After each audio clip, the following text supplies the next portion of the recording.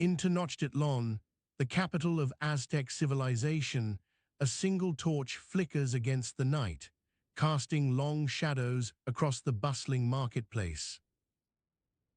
The air is thick with the smell of cooking chilies and maize, mingling with the distant scent of fresh-cut eucalyptus from the nearby canals.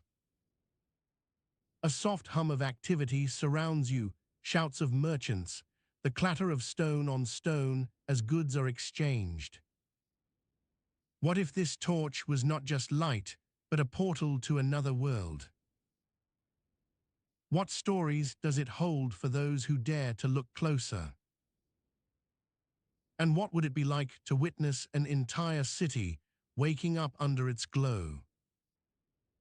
If you're listening to this to fall asleep, that's exactly why I make these. Drop a comment and tell me where you are and what time it is. I read every single one. The soft creak of wooden boards beneath your feet leads gently into the first chapter, where the pulse of Tenochtitlan awaits its dawn. The earthy scent of moist soil clings to your nose, a familiar but never less than invigorating aroma that wafts through Tenochtitlan's narrow streets on this early morning. It's the smell of life, of water and fertility, of growth bursting forth from the very foundations of this great city. You've been walking for what feels like hours now, but your steps have become almost unconscious as you navigate the labyrinthine paths lined with bustling market stalls. The weight of your pack grows heavier on each shoulder, a small burden that carries more than just your personal belongings. It's laden with stories and secrets, some of which may be better left untold. The sun is barely up, its early light casting long shadows through the narrow alleyways. It's cool now, the air crisp against your skin as you walk past the Grand Templo Mayor, its stone faces already aglow from the first rays of dawn. You turn a corner and find yourself in a bustling marketplace, a cacophony of voices that seem to blend into one another, creating an almost constant hum. The sounds are varied, haggling vendors shouting over each other, children giggling as they chase their parents, priests chanting prayers from the temple steps. You hear the rustle of fabric and leather shoes on the cobbled ground, followed by the occasional clink of coins changing hands. The market is filled with a dizzying array of goods, baskets overflowing with fresh produce, pottery vessels displayed in neat rows, strings of jade beads hanging enticingly at eye level. The vendors call out to you, their voices mixed together into one unbroken melody that's both soothing and slightly overwhelming. You pause for a moment, the weight of your pack temporarily forgotten as you gaze around this vibrant scene. You feel something brush against your foot, a small hand tugging gently. A boy, no more than 7 or 8 years old, looks up at you with bright eyes full of curiosity. He's wearing simple clothes, his sandals untied and hanging loosely from his feet. His fingers are dirty but clean, a mix of sweat and dirt that speaks to the hard work he must do every day. He asks in Nahuatl, "Nahuare?" Nahua, you smile down at him and nod, understanding enough to respond with a simple "na," which means yes. He seems pleased by this sign of recognition, his small body tilting closer as if hoping for more conversation. Before you can engage further, your attention is drawn back to the market. The air here is thick with something else now, a subtle but unmistakable odor that permeates everything around you. It's not exactly unpleasant, nor particularly repulsive. It's a smell so common and constant that it feels almost like part of the landscape itself. Yet in moments when you're away from Tenochtitlan for too long, this very scent haunts your dreams. You begin to understand why. This is the smell of daily life, sweat mixed with cooking oil and spices, urine left behind by dogs or people who have spent a night outdoors, unwashed bodies mingling with rotting food scraps and discarded garbage. A city as large and bustling as Tenochtitlan must inevitably face such realities, but it's a part of the world you can't quite shake off. As you walk deeper into the market, this smell becomes more pronounced. The vendors' work is relentless. They cook their wares over open fires that spit out thick clouds of smoke, their ingredients rich and aromatic despite the lack of refrigeration or sophisticated preservation techniques. You catch glimpses of food being prepared, tacos filled with pork, tamales steaming in their masa wrappers, corn kernels popping as they're roasted on griddles.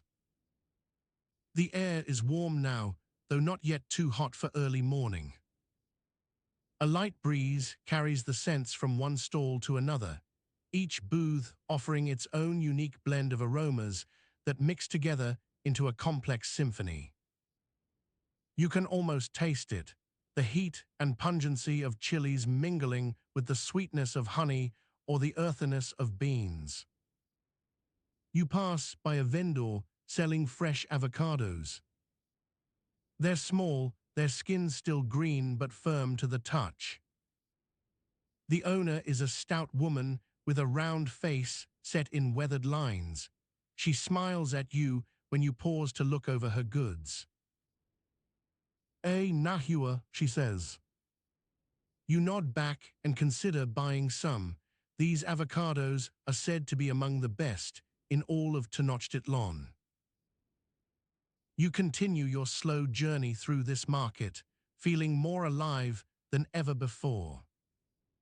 The weight on your shoulders is still there, but now feels like part of you, the burden of knowing what lies ahead, yet also a reminder that life goes on no matter how difficult it may be. This place hums with energy, each person and every object contributing to its vibrant tapestry. The morning light grows stronger as the sun climbs higher in the sky. Shadows grow shorter, casting everything into sharper relief. The marketplace begins to change around you. Vendors begin packing up their goods, preparing for a midday break or perhaps returning home. You sense this transition, feeling your own body starting to tire from hours of walking. You decide it's time to find some respite. Perhaps there are places nearby where you can rest and cool off before continuing on. Your pace slows as you look around, taking in the last few sights, the final wares being sold, children playing with toys fashioned out of clay or twigs, elderly women chatting while they wait for their husbands. As you turn a corner, you find yourself facing an open-air courtyard filled with benches and low stone walls. The air here feels cooler, carrying fewer odors than the bustling market did. You walk inside, feeling a sense of relief as your feet sink into the cool earth beneath them. This is one of many such courtyards scattered throughout Tenochtitlan, a place for people to gather, rest, or simply enjoy the morning's last moments. You sit down on a nearby bench and stretch out your legs. The wooden planks feel rough against your skin, but comforting in their solidity. You close your eyes momentarily, letting yourself relax into this moment of peace before you continue on with whatever awaits you next. As your eyes flutter open, you take a deep breath, savoring the crisp morning air that carries with it an earthy aroma of fresh soil and distant smoke from early fires. The scent is both familiar and comforting, a subtle reminder of home. You inhale again, this time noticing another layer to the morning, the rich fragrance of maize cooking in nearby kitchens. It's a smell you've grown accustomed to over the years, but never tired of.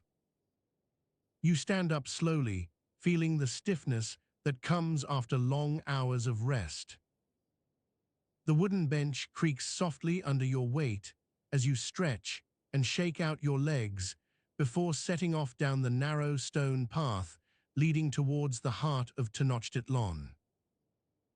The path is lined with tall reeds swaying gently in the morning breeze, their green stalks reflecting the soft light filtering through a canopy of trees.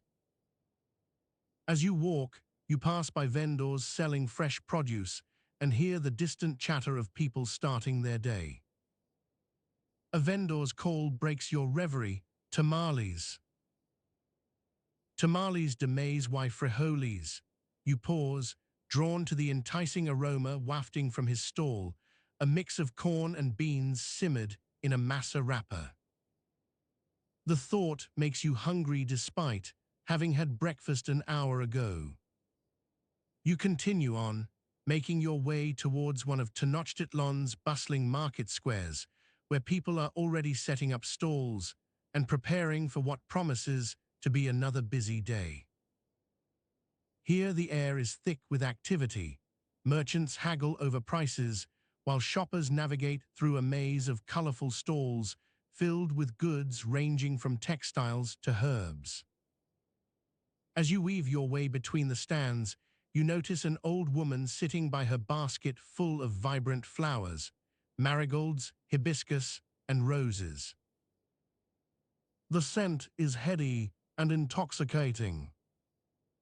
You approach her stall curiously, watching as she tends to a small bundle of fresh petals with gentle care. "Good morning," you greet her softly. She turns towards you with a kind smile. "Buenos dias. How can I assist you today?" You nod appreciatively before saying, "I was wondering if you could tell me more about the significance of these flowers in Aztec culture." Her eyes light up as she begins to speak. "Ah, you have come at just the right time. Today is Zocatlantli, the festival honoring Hulopochtli, god of pleasure and joy. These marigolds are used extensively during this celebration. They represent our gratitude for his blessings on both our bodies and minds." You listen intently as she explains how these flowers are not just ornamental, but hold deep spiritual value in Tenochtitlan's daily life. She speaks about their role in healing rituals, protection charms, and even marriage ceremonies, where they symbolize purity and new beginnings. As the conversation flows smoothly between you two, another scent catches your attention: an earthy yet sweet fragrance that seems to emanate from a nearby stall selling fruits. You step closer to investigate, finding yourself drawn by the sight of plump guavas and tangy limes arranged neatly on wooden boards under a canopy of leaves. Just as you reach out to touch one of the ripe guavas, your companion interrupts. "Ah, I see you've caught another scent too." The Aztecs have always had an excellent sense of smell, so much so that we believe our gods communicate with us through odors. Each flower or fruit carries its own unique message. You nod thoughtfully, intrigued by this new perspective on your surroundings. You take a moment to inhale deeply, fully appreciating the complexity and richness of these olfactory experiences. "Perhaps," you say slowly, "this is what every history book leaves out, these subtle layers that make daily life in Tenochtitlan so much more than just surviving each day." The old woman smiles warmly. "Exactly. And perhaps one day, someone like yourself will help us preserve this knowledge for future generations." With those words echoing softly around you, you thank the vendor and continue your journey through the vibrant marketplace, mind filled with new insights and a deeper appreciation of Aztec culture's intricate blend of sensory experiences woven into daily life.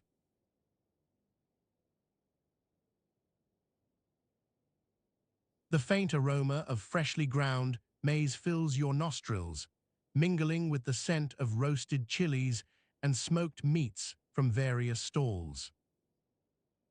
You can feel the gentle warmth of a sunbeamed day against your skin as you weave through the bustling marketplace. The weight of your woven basket presses gently into your palms, its handle worn smooth by years of use. As you approach a stall filled with vibrant textiles, a young girl named Astacita greets you with a bright smile and shy bow, her fingers already busy threading the intricate patterns on a loom beside her mother.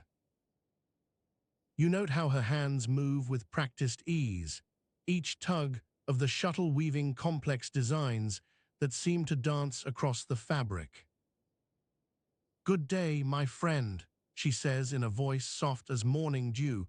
"Would you like to see what we are making today?" Her words are melodic and clear, but they barely register through the cacophony of sounds around you.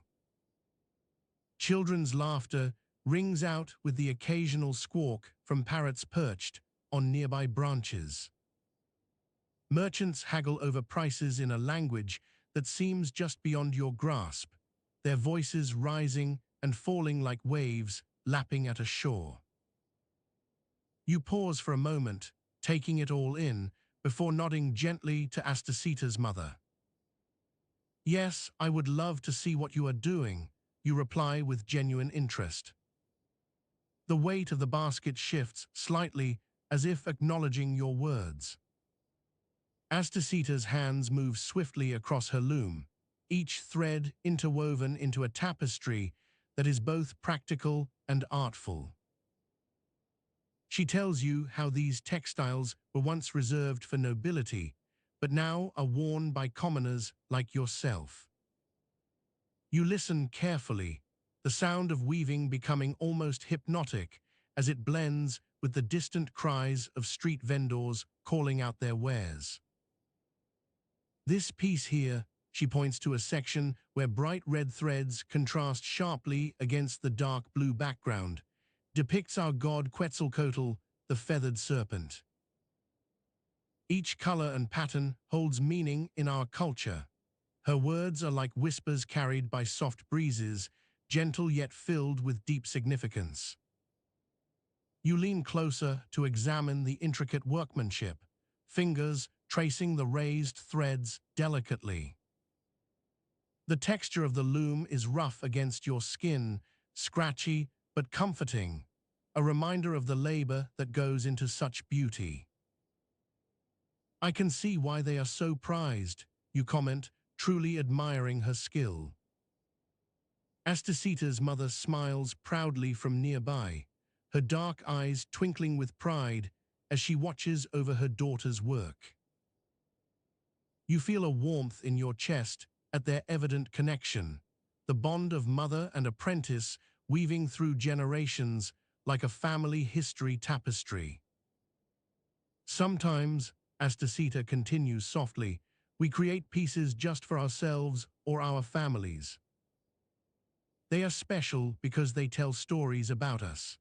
She points to another section where golden threads form simple yet elegant designs that remind you of sunrises and starlight. You run your fingers over the cool metal, imagining how it might feel against skin during cold nights or warm afternoons spent in fields. "They do indeed," you agree warmly, feeling a small sense of envy at their creation's beauty. The sound of hammering catches your attention next to them. It is an artisan shaping stone into tools and ornaments just beyond the loom area. You notice how his movements are precise yet fluid, each strike carefully calculated. The smell of heated metal mixes with that of fresh maize, creating a unique blend of scents that seem almost magical in this vibrant marketplace. Is he making anything interesting? You inquire gently, your voice barely above a whisper, so as not to disturb the gentle hum around you. Astacita's eyes light up at your interest. Yes, she exclaims happily, pointing towards the blacksmith with enthusiasm. He is fashioning new tools for farmers and artisans alike. She describes how these tools will help in sowing crops or crafting items needed by traders traveling far from Tenochtitlan. You watch as he works, noting his sweat glistening on his brow despite the cool day's temperature. The rhythmic clanging of metal against anvil creates a soothing rhythm that seems to sync with your heartbeat, grounding you further into this moment. Such craftsmanship is truly remarkable, you muse aloud softly, almost to yourself. It takes great skill and patience. Astacita nods vigorously in agreement. Exactly. And it's not just about the tools themselves, but understanding their purpose within our daily lives. She smiles warmly at you before returning her attention back to her weaving. You realize then that these small wonders, tools, textiles, even marketplace transactions, are all part of a larger tapestry woven together by countless hands over generations. Each item created serves some practical need or carries deep cultural significance. A sudden shift in the light catches your eye. The sun's rays dance off nearby buildings and reflect back into the open air above you. Shadows lengthen slightly as afternoon approaches, casting dappled patterns on the cobblestones below. The gentle heat of day begins to fade somewhat, but still lingers pleasantly despite the cooling breeze that carries with it a hint of rain. As time passes, your basket grows heavier with purchases and conversations shared, small tokens gathered throughout this vibrant marketplace journey. You find yourself reflecting not just on what you've seen, but also how each object or interaction connects deeply within Aztec culture's fabric. With every step forward into the bustling center of Tenochtitlan, more details come to light. A stall selling exotic fruits from distant lands, musicians playing flutes and drums, their melodies blending with those of children laughing nearby. Each new encounter adds layers to this rich tapestry of daily life, where mundane tasks become sacred rituals and every gesture carries weight beyond mere function. You continue walking through the marketplace, aware now that you carry not only physical items, but also a deeper understanding of what it means to live in Aztec Tenochtitlan. The world around you feels alive with stories waiting to be told, hidden within everyday moments like these, a testament perhaps to the complexity and beauty found even amidst the ordinary. As evening draws near and shadows grow longer still, the air cools slightly but retains a comforting warmth from earlier sunlight. You pause for a moment under an overhang provided by one of many market structures, allowing yourself time to reflect on all that has transpired today. The weight in your hands shifts subtly as you place items carefully back into their respective compartments. The marketplace continues its steady hum around you, voices rising and falling in unison with the cycle of day's activities. Even now, there is something profoundly calming about being immersed within this environment, surrounded by such rich sensory experiences that paint a vivid picture of Aztec daily life before your eyes. You exhale slowly, feeling a sense of contentment wash over you as twilight begins to settle softly upon Tenochtitlan. As if sensing the end of another day's adventure through its bustling streets and vibrant commerce, your thoughts linger on those three things nobody teaches about this era: the intricate layers of daily existence, the profound significance embedded within every small interaction, and most importantly, how these ordinary moments collectively form a tapestry of life that is both humbling and inspiring.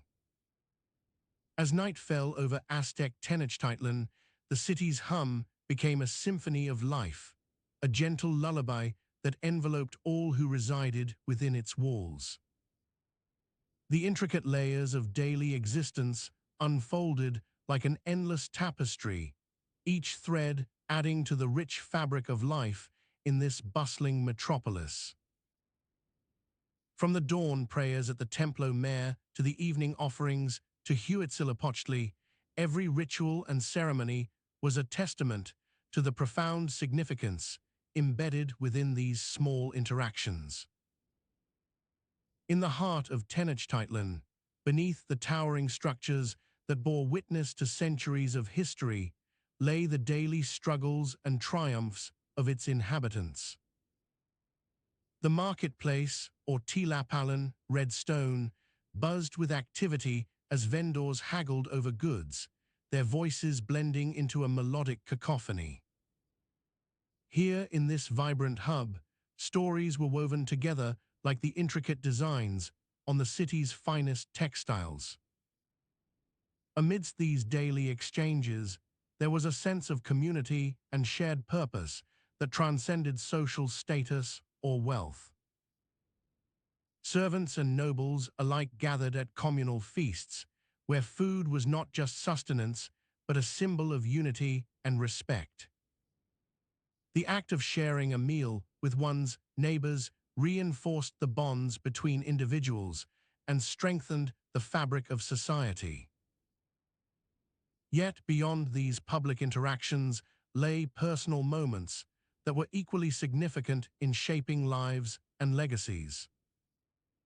In private quarters, mothers imparted wisdom to their children through simple lessons: how to tend to crops, how to navigate the complexities of interpersonal relationships, or how to honor ancestors during the Day of the Dead festivities. These intimate exchanges were not merely practical, but deeply spiritual, grounding individuals within a larger cultural narrative. The tapestry of life in Aztec Tenochtitlan was further enriched by its connection to nature and celestial bodies.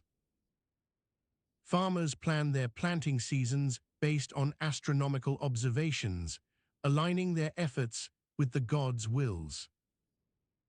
The changing patterns of stars dictated not just agricultural cycles, but also spiritual observances and personal reflections. In times of drought or famine, these communal practices were tested, yet they remained a source of strength and resilience. Through collective prayer and sacrifice to the gods, communities sought divine intervention and support. These moments of crisis served as stark reminders of humanity's place in the grand scheme of existence, both humble and inspiring. As night drew deeper into Tenochtitlan, the city slept under an otherworldly glow cast by bonfires and torches. In these quiet hours, thoughts turned inward, a contemplation on what it meant to be human within this vast tapestry of life. Each individual's journey was but a thread in this greater weave, yet together they formed something far more significant than any single person could achieve alone. In the early morning light, as the first prayers were offered and the market once again came alive with the sounds of trade, these reflections lingered on the minds of Tenochtitlan's inhabitants. They carried forward not just tasks and duties, but a deep appreciation for every interaction, a recognition that each moment held potential to shape lives in profound ways. Thus, as we journey through this era of Aztec life, let us remember the intricate layers of daily existence, the profound significance within small interactions, and how these ordinary moments collectively form a tapestry both humbling and inspiring. For it is in acknowledging our place among the threads that we find meaning, and perhaps even purpose, within the grand narrative of human experience. The weight of your cotton mantle presses gently against your shoulders, thick and comforting from a day's wear. The fabric feels slightly damp where it adheres to the skin, mingling with sweat from the morning's labor or perhaps a recent rain that clings still in the air. You draw in a deep breath, savoring the earthy scent of Tenochtitlan, soil rich and fertile underfoot, mixed with hints of cacao from the markets not far away. Around you, the city hums, a cacophony of noise and activity. Voices rise and fall like waves, some soft as whispered secrets, others loud enough to rattle your teeth. The sound of chattering quetzals can be heard in the distance, their vibrant plumage a rare sight these days, but their calls are common in this dense forest that once stood here. You step out from under the shade of a towering cyber tree and into direct sunlight. The sun's warmth is pleasant after a day indoors, with only flickering candles for light. You feel its rays on your face, drying any lingering moisture as you make your way through the narrow streets lined with adobe houses and bustling market stalls. You are walking from one end of Tlatelolco to another, where you will meet up with your colleague, Dr. Santiago. The day's work is about to begin, a task that many might consider mundane, but which holds great interest for those who seek the truth behind this ancient city. A smell of chilies and ground beans drifts toward you from a nearby stall. It makes your mouth water in anticipation of what lies ahead, not just in terms of food, but of knowledge.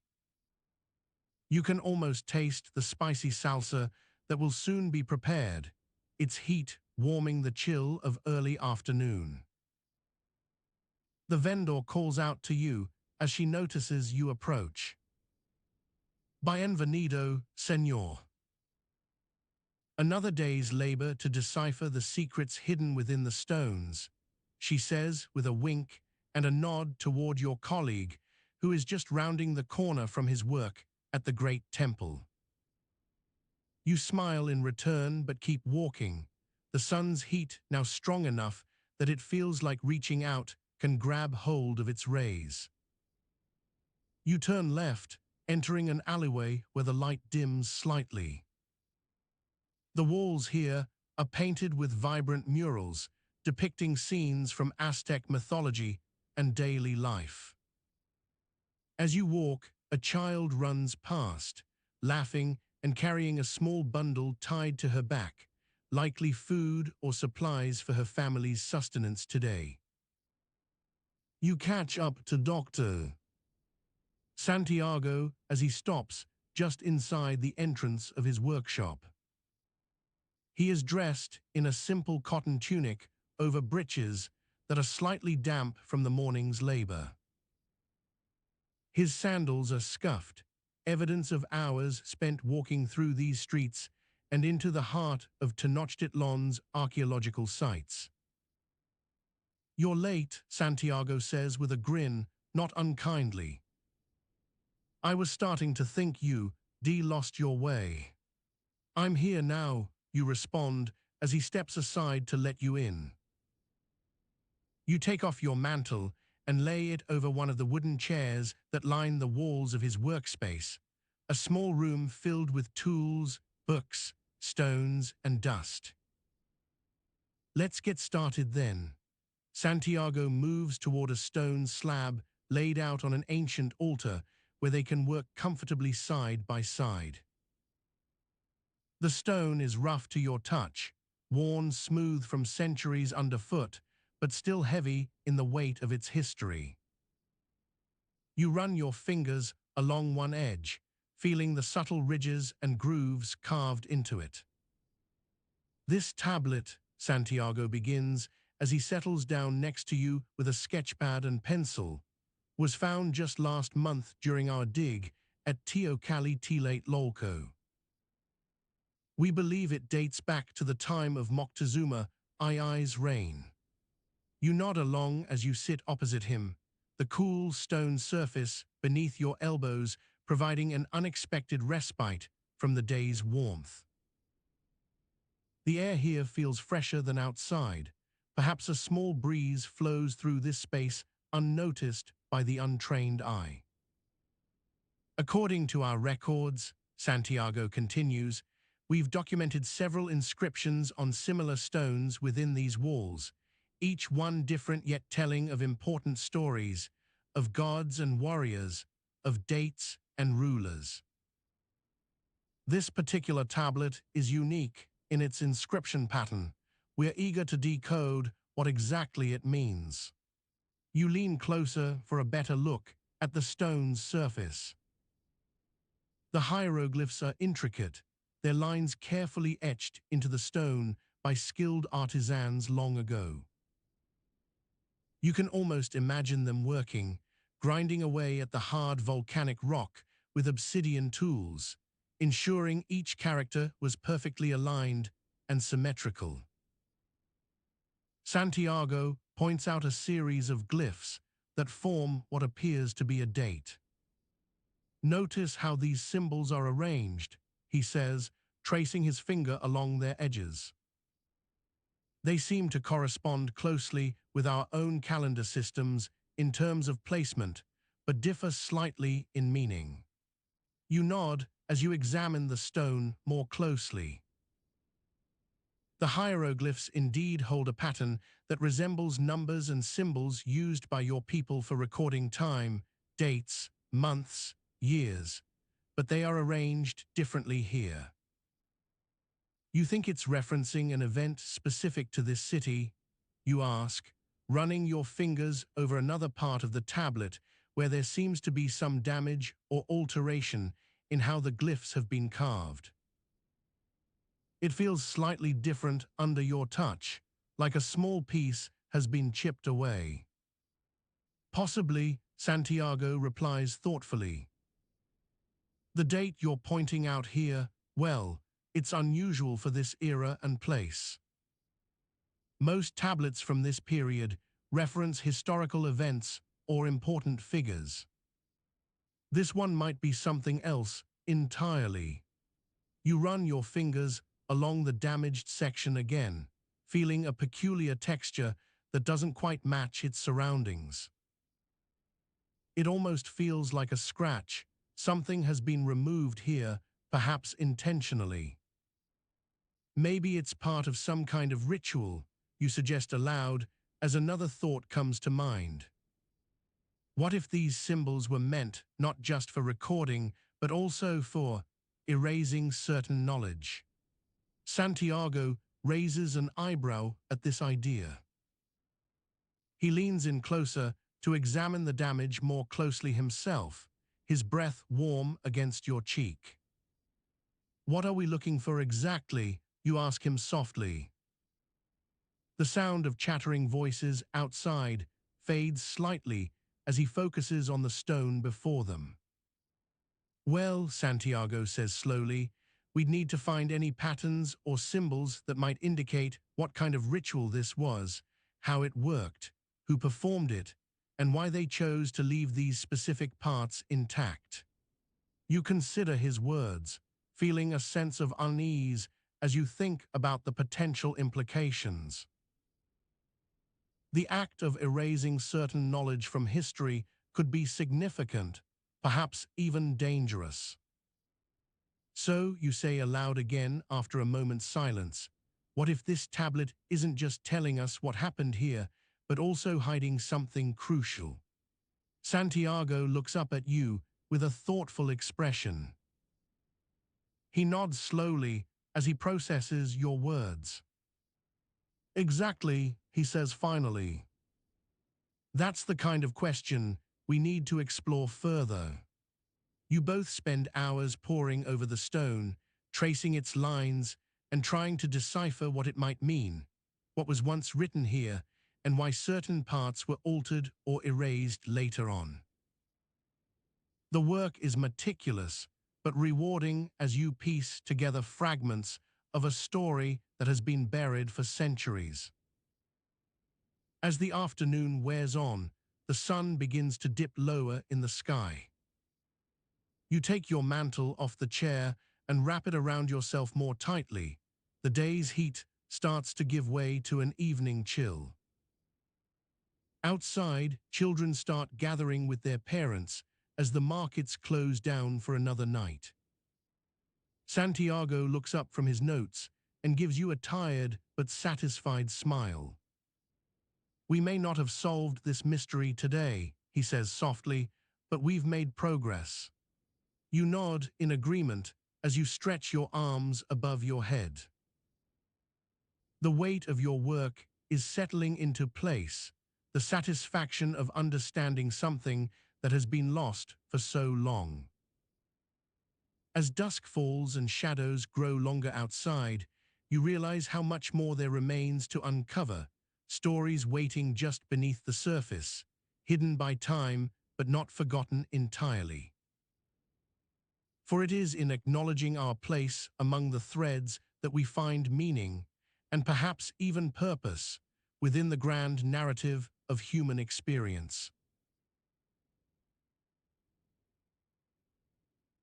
The first thing you notice upon waking isn't a soft pillow or fresh sheets. It's the sharp tang of smoke from the morning hearth wafting through the open windows. You stretch, muscles coiling like snakes after slumber, and rub your eyes to clear away the last remnants of sleep.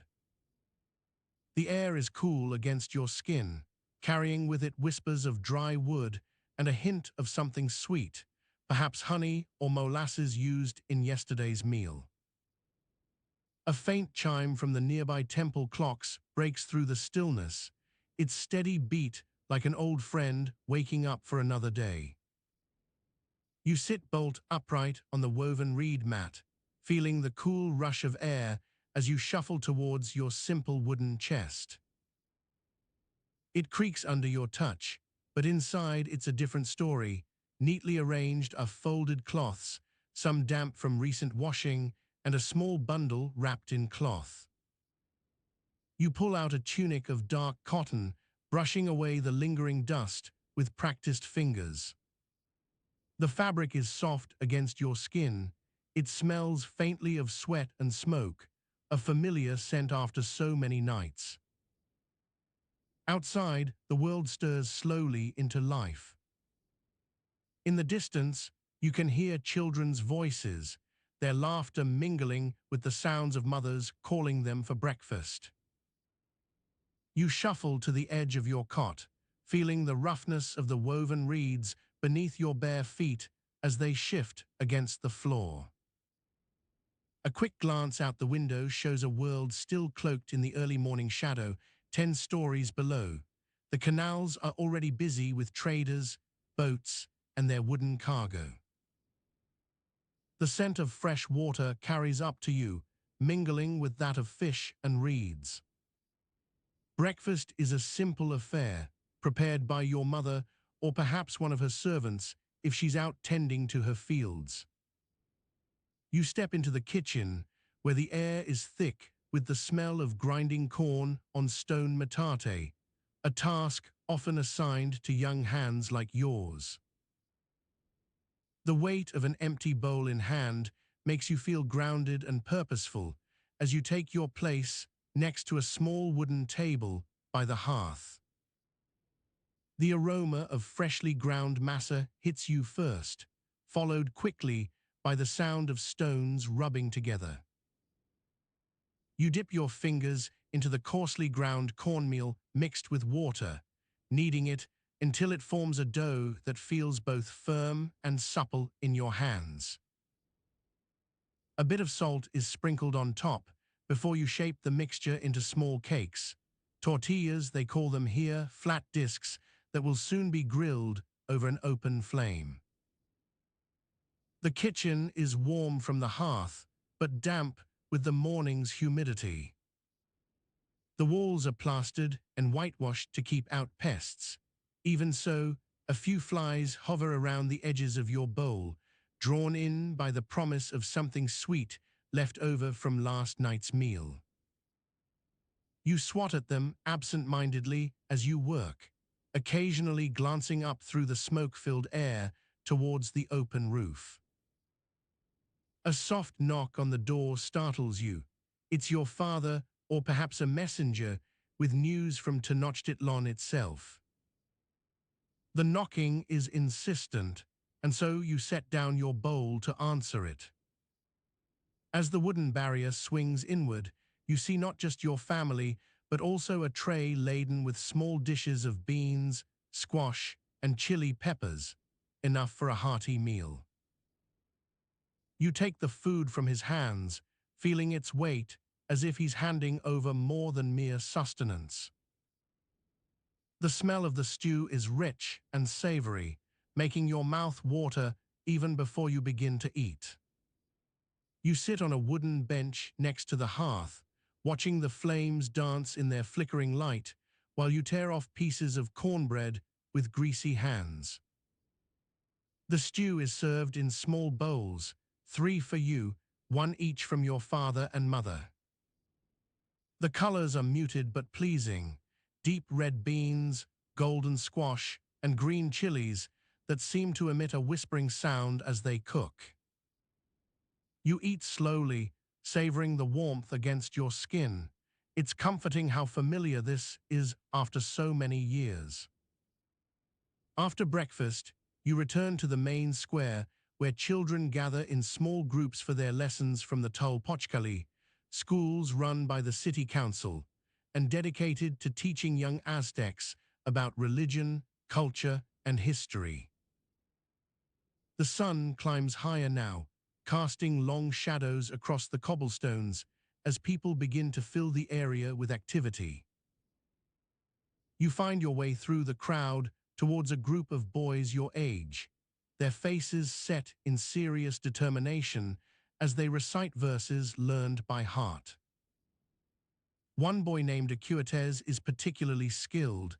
His voice rings out clearly and melodically as he repeats the words, "We are children of the earth, taught to know our place." You join him, feeling a swell of pride at your own knowledge.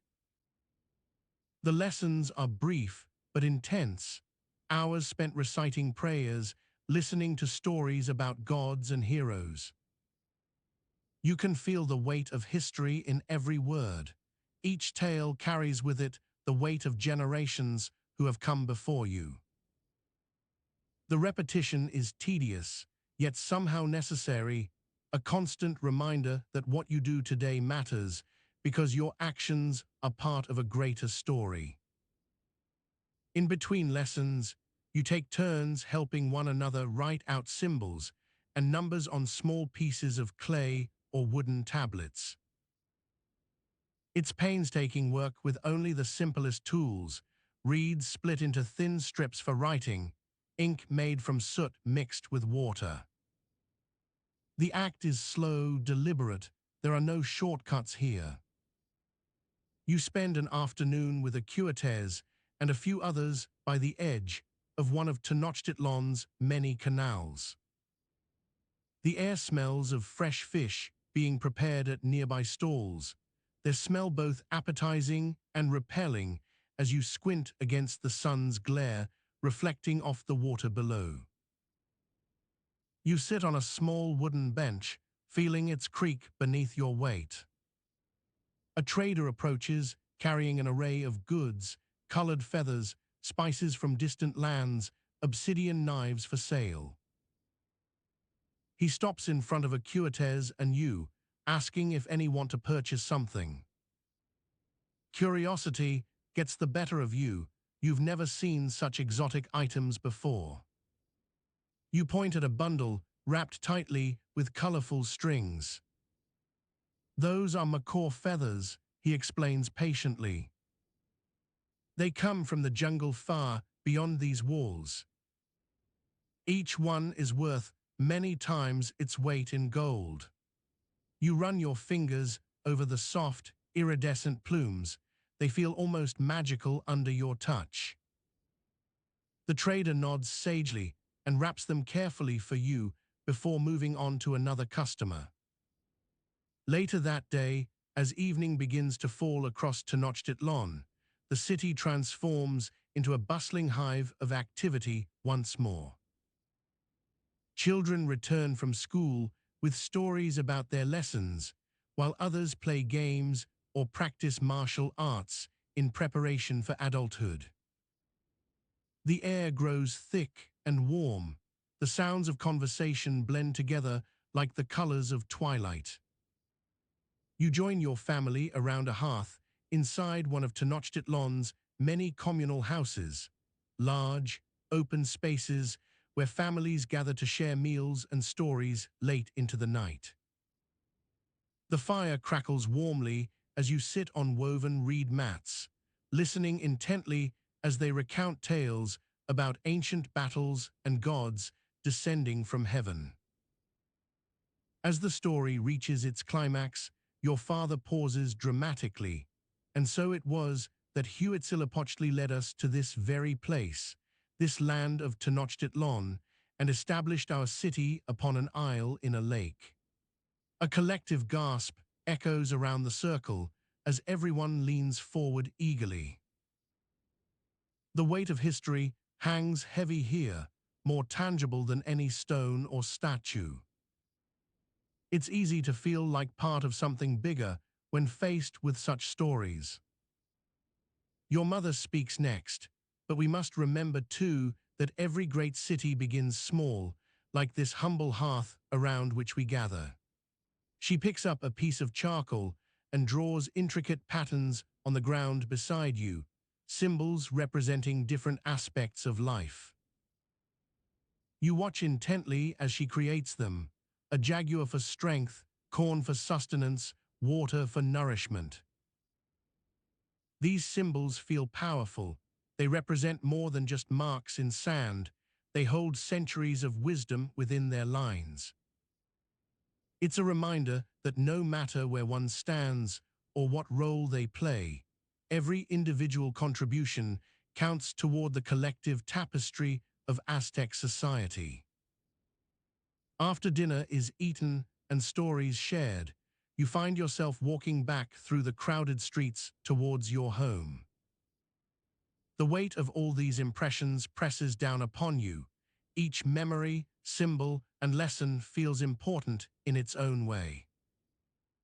You wonder sometimes about those who came before, what hopes they had for their children, what fears they faced. Perhaps it's this very thought that makes you realize something significant. Despite the grandeur and complexity of Tenochtitlan, at heart, life here is not so different from any other place.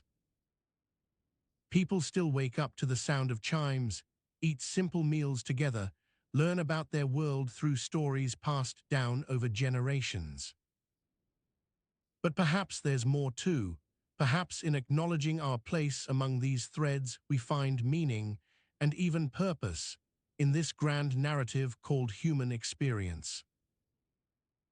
As you reach your home and step inside for the night, the familiar scent of smoke and damp earth envelops you once again. The weight on your shoulders feels lighter now. Perhaps tonight will be easier to sleep through after all. The weight on your shoulders feels lighter now. Perhaps tonight will be easier to sleep through after all. You find yourself drawn to a familiar smell, earthy and slightly sweet, carrying the scent of warm cornmeal from the nearby kitchens. The aroma is comforting, as if it whispers promises of warmth and sustenance amidst the cool evening air. You sit by the communal hearth in your home, a simple adobe structure with walls that have absorbed countless conversations over the years. The fire crackles softly within, casting shadows on the rough stone floor. You can feel its heat against your legs as you draw closer to the warmth. Nearby, children are already sound asleep, their small bodies snug under blankets woven from the finest cotton. The night is quiet now, a rare moment of peace in Tenochtitlan's bustling city. The distant calls of waterfowl and occasional bellows of oxen mingle with the soft hum of people going about their evening chores, women bundling up baskets full of firewood or men repairing nets for tomorrow's catch. You take a deep breath, filling your lungs with the cool night air before exhaling slowly. You can hear the rhythmic thumping from the tilapali, a type of drum used in various rituals and celebrations throughout the city. The steady beat seems to synchronize with your heartbeat, lulling you deeper into the quietude. As you gaze into the fire, a small ember catches your eye.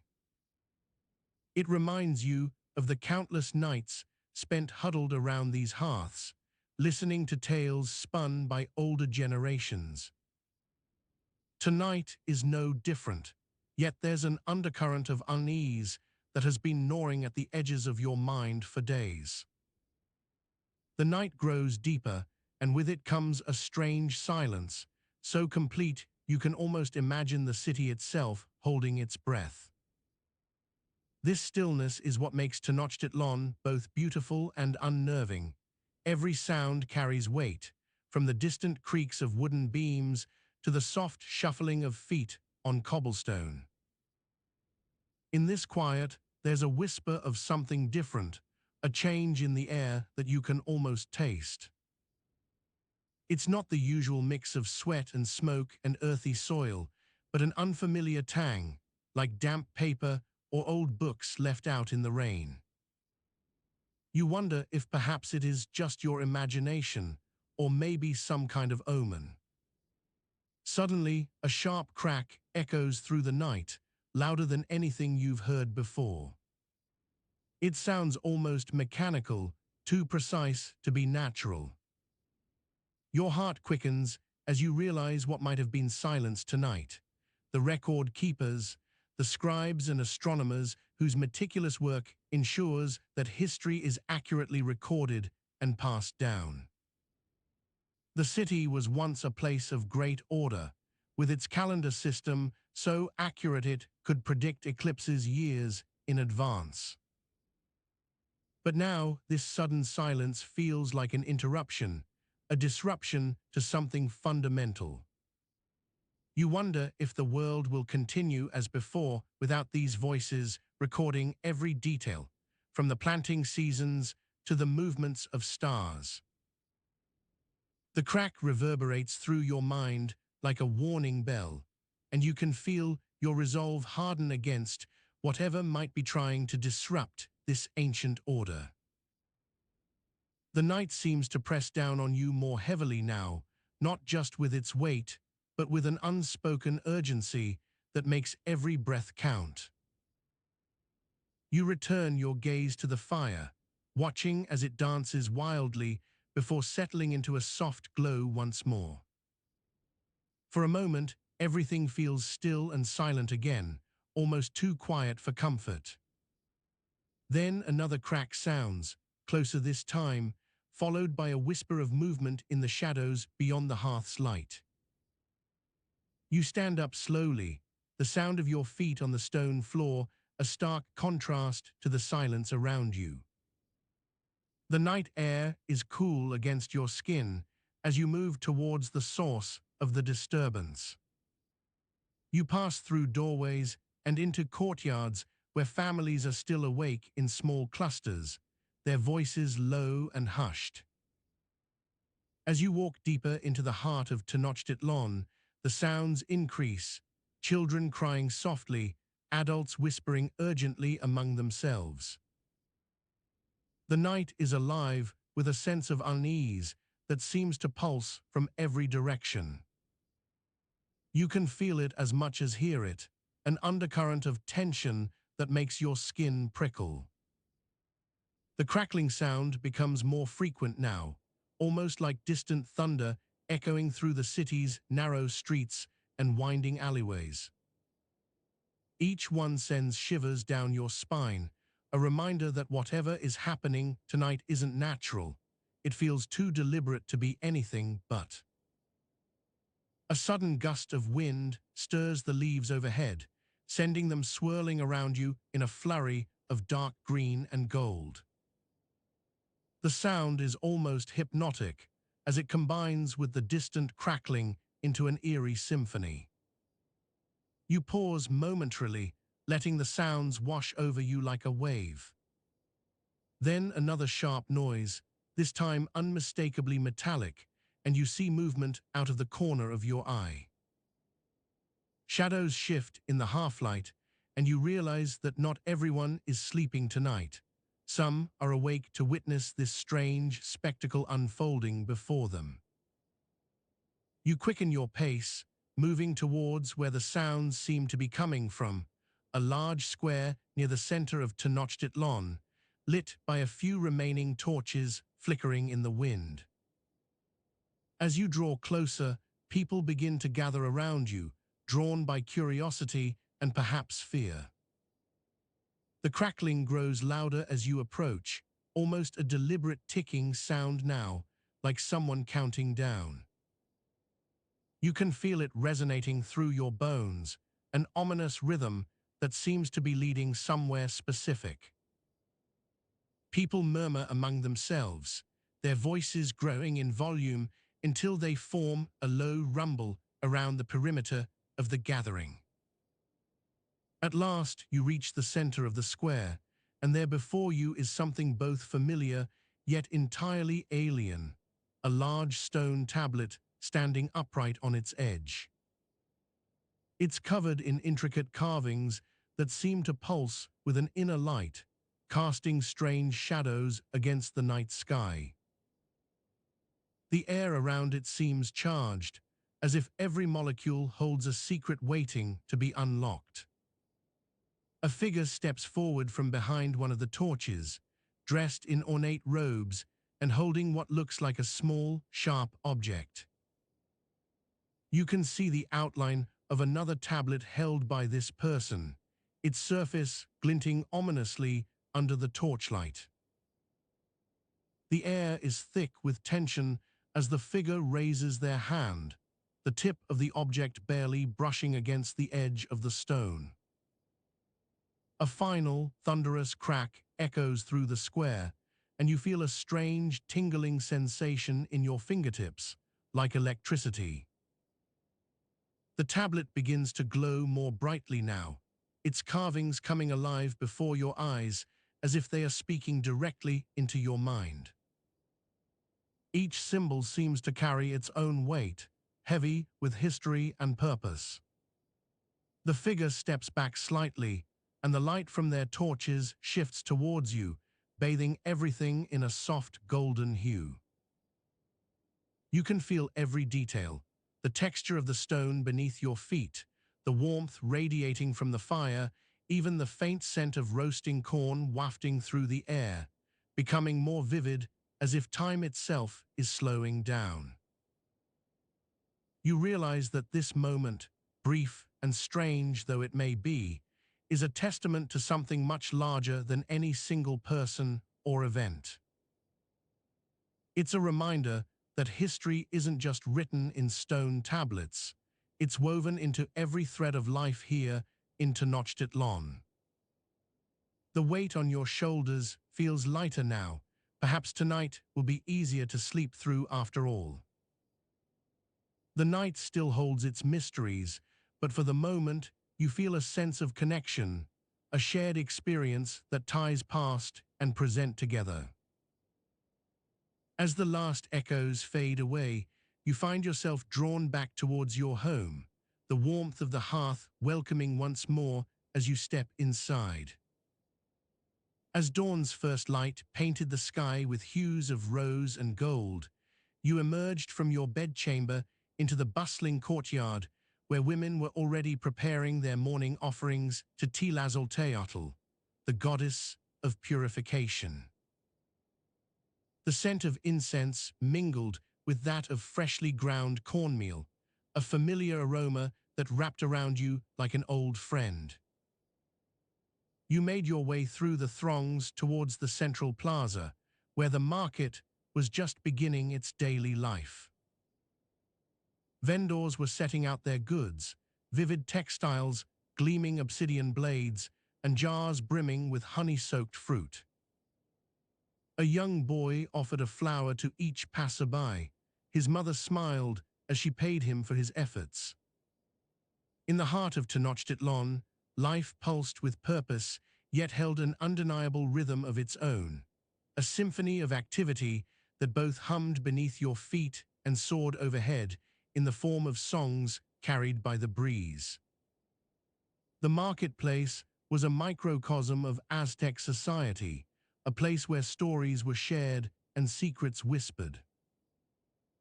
After a quick breakfast of corn tortillas and squash seeds, you made your way to the Huitzilopochtli temple for morning prayers.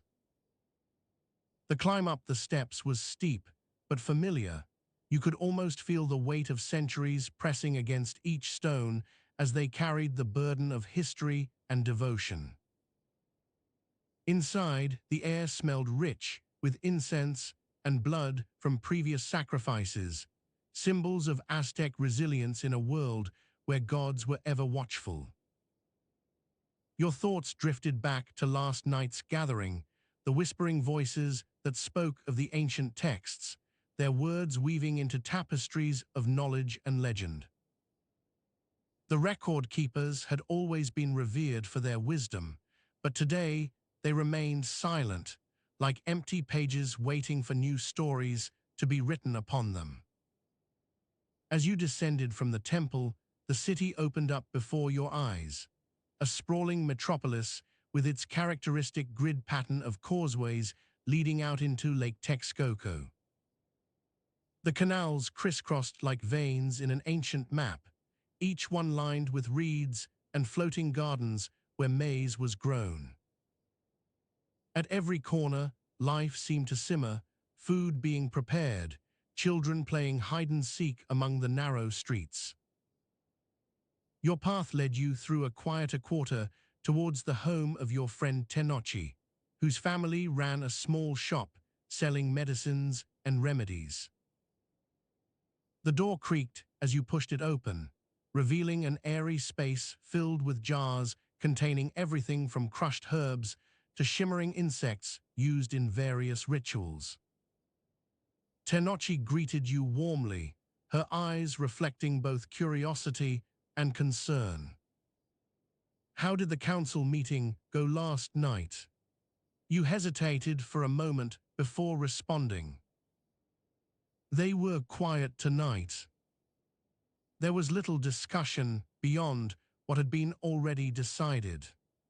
Her expression turned serious as she poured you a cup of steaming cacao.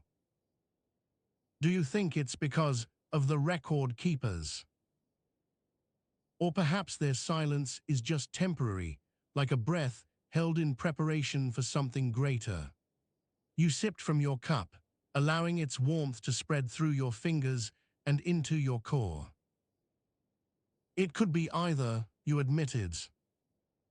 "But what worries me most are those who seem unbothered by it all, those who might see this as an opportunity rather than a call to action." Tenochi nodded thoughtfully, her gaze distant. She seemed to have been contemplating something for some time before speaking again. "Do you think there's any way we can find out what they know? Maybe through other sources?" You pondered her words, considering the vast network of spies and informants that existed within Tenochtitlan, some loyal, others corrupt, or simply curious about their roles in society. There were whispers of secret societies, hidden caches of knowledge waiting to be uncovered. Before you could voice your thoughts, a commotion broke out outside, the sound of drums growing louder as more people joined the procession towards the central plaza for Huitzilopochtli's daily offering. With a sigh, you set down your cup and stepped back into the world outside. The festival was in full swing now. Colorful banners hung from buildings, while dancers twirled around altars adorned with flowers and offerings. You watched as children played games and adults haggled over prices, each face telling its own story of life's joys and struggles under the watchful gaze of the gods. As you wandered through this vibrant scene, your mind continued to race with questions and possibilities, questions about what lay hidden beneath Tenochtitlan's surface, waiting for someone brave enough or curious enough to uncover them. And despite the silence that now surrounded the record keepers, a spark still flickered within, urging you forward into whatever challenges might come next. With each step taken through the crowded streets and bustling marketplaces, another piece of the puzzle came together, another whisper in the wind, another clue left behind by those who guarded secrets long forgotten. And though darkness loomed ahead, there was comfort in knowing that even in silence, stories still found a way to be told.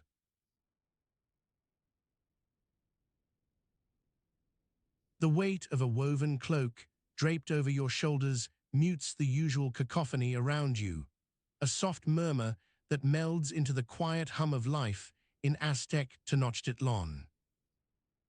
You can feel the cool, damp air seeping through the fabric, carrying with it the scent of wet earth and distant flowers. It's a familiar sensation, comforting yet tinged with a reminder of how far from home you've journeyed. The ground beneath your feet is uneven, softened by layers of straw and packed earth that have been trodden into submission over centuries. Each step makes the surface give slightly, a muffled thud that reverberates through the soles of your sandals. The shadows play tricks on your vision as they dance across the cobblestones, creating dark nooks where whispers might hide. You are in the bustling market district near the heart of Tenochtitlan. Despite the heavy cloak, a chill seeps into your bones with each passing moment. You can see the outlines of people moving about, their voices blending into a rhythmic hum that seems to have its own heartbeat. The air is thick with the mingled scents of cooking food and fermented drinks, punctuated by the occasional whiff of something you cannot quite place. A vendor's voice breaks through the din, calling out Atlatl. Atlatl, his call echoes across the crowded area, reaching your ears just as a gust of wind carries with it the smell of grilled meat. You squint against the sudden brightness that seeps in from an opening between two stalls, revealing the setting sun hanging low on the horizon. The weight of the day's journey is finally beginning to show. Your legs feel heavy, each step bringing you closer to your destination, but further away from the relative comfort of home. The market has grown more and more crowded as the day waned. Now it seems that every stall and every face in this sea of humanity holds a story waiting to be told. You can see a group of women huddled together, their laughter mingling with the sound of splashing water from nearby wells. Their brightly colored cloaks contrast sharply against the dull stone walls behind them. As you pass by, one of them glances up and offers a warm smile, her eyes twinkling in the fading light. The market stalls are like islands within this human sea, each with its own unique charm and purpose. One stall sells colorful threads for weaving, another displays pottery so finely crafted that it seems almost alive. A third is piled high with fruits, papayas as golden as sunbeams, avocados as green and smooth as polished jade. A woman approaches you carrying a large basket filled to the brim with something small yet familiar, corn tortillas.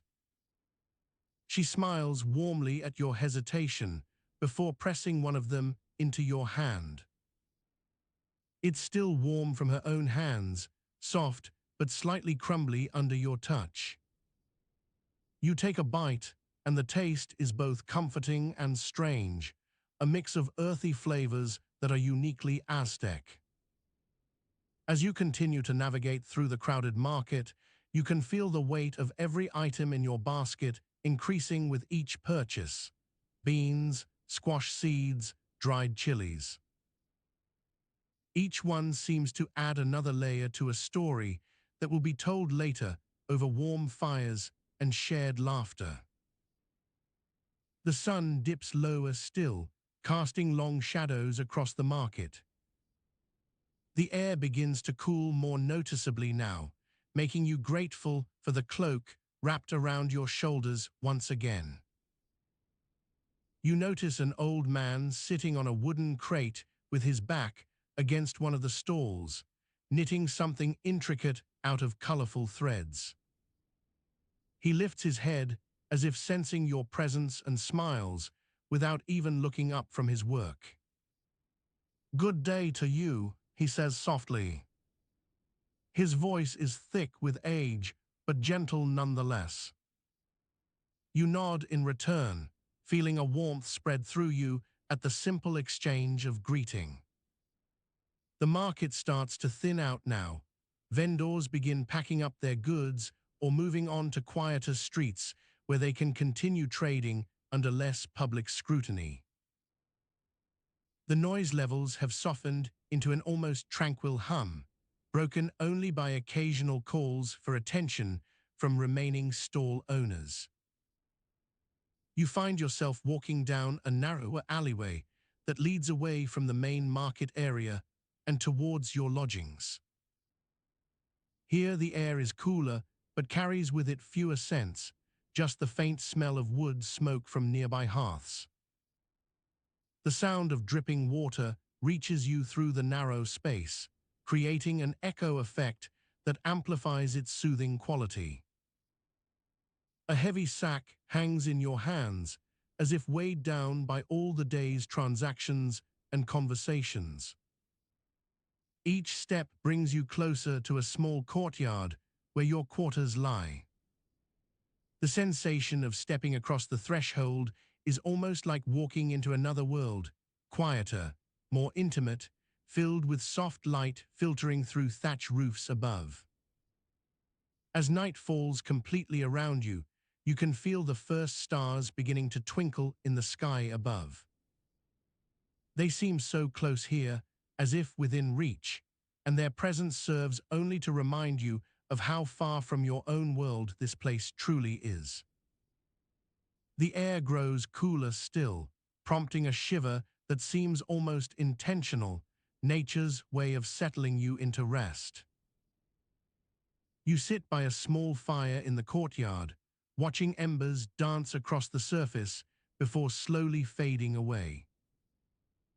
Next to it sits an unopened bundle containing your evening meal, wrapped carefully against any drafts or potential pests. The sound of soft breathing from nearby mutes everything else, your own heart beating steadily along with those around you. The day's events seem to float back into memory now, each detail blending together in a haze of shared experiences and conversations. You realize that though this place may be strange and unfamiliar, it holds its own kind of magic within the ordinary moments: the warmth from fires, the taste of food, the sounds of voices echoing through narrow streets. And as you settle down to rest under blankets laid out for you, the weight of all these experiences, both new and old, rests lightly on your mind. You drift off into sleep with a contented sigh, dreaming perhaps of home or maybe just letting yourself be caught up in this moment, suspended between waking and dreams. Though darkness looms ahead, there is comfort in knowing that even in silence, stories still find their way to be told, stories that will weave through the fabric of your days here until such time as you may return. As the first light began to filter through the crackled fabric curtains that hung over my window, I stirred from a restless slumber, the dream still lingering on the edge of consciousness like smoke in dawn's air. The soft murmur of voices and shuffling feet outside signaled the day was about to unfurl its rich tapestry before me. With a sigh, I rose from the simple but cozy hammock where my mother had often lain during her pregnancy with me. The smell of freshly ground maize wafted through the open windows, mingling with the scent of wet earth and distant smoke from cooking fires. It was an aroma that spoke to the heart and soul of Tenochtitlan, a city that thrived on its connection to both the land and the divine forces that governed it. Dressing in my modest cotton tunic and skirt, I made my way down the stairs into the main living area where other members of our household had already begun their morning rituals. My father was at his desk, parchment spread out before him as he wrote with a quill dipped in ink, while my mother prepared breakfast over an open fire. The air was thick with the sound of children's laughter and the occasional bird call from outside. After greeting them with a nod and a soft murmur of Buenos dias, I helped prepare our meal. Today it would be atoll, hot corn drink sweetened with molasses and dotted with pieces of toasted chia seeds, which my mother insisted would help keep me strong throughout the day's activities. While she stirred the mixture in her heavy clay pot, I assisted by cutting slices from a melon that had been brought back from trade to our family. The juice dribbled down my fingers as I held it up for inspection. "Careful," my father said with a smile, handing me a small cloth napkin. "It's quite sweet." I nodded gratefully and dabbed at the corners of my mouth before setting about slicing the fruit into neat segments that would be paired with the chia seeds once served in our bowls. As we ate our breakfast together, conversation flowed easily among us, of recent market prices for goods like cacao beans and salt from distant lands, and tales of upcoming festivals where one could witness the most spectacular performances by dancers and musicians. But amidst these light-hearted exchanges was a somber undercurrent that spoke to the realities of life in Aztec Tenochtitlan. In this bustling metropolis built upon islands, surrounded by water, there were many threats to our daily lives, but few more insidious than those lurking within the food itself. The idea of what we ate could mean the difference between survival and death was not just a philosophical notion, but a stark reality that shaped every meal and gathering. One such threat was the potential for certain foods to be laced with poison, a danger that even the most trusted servants or merchants might face, especially in times when political alliances were tenuous.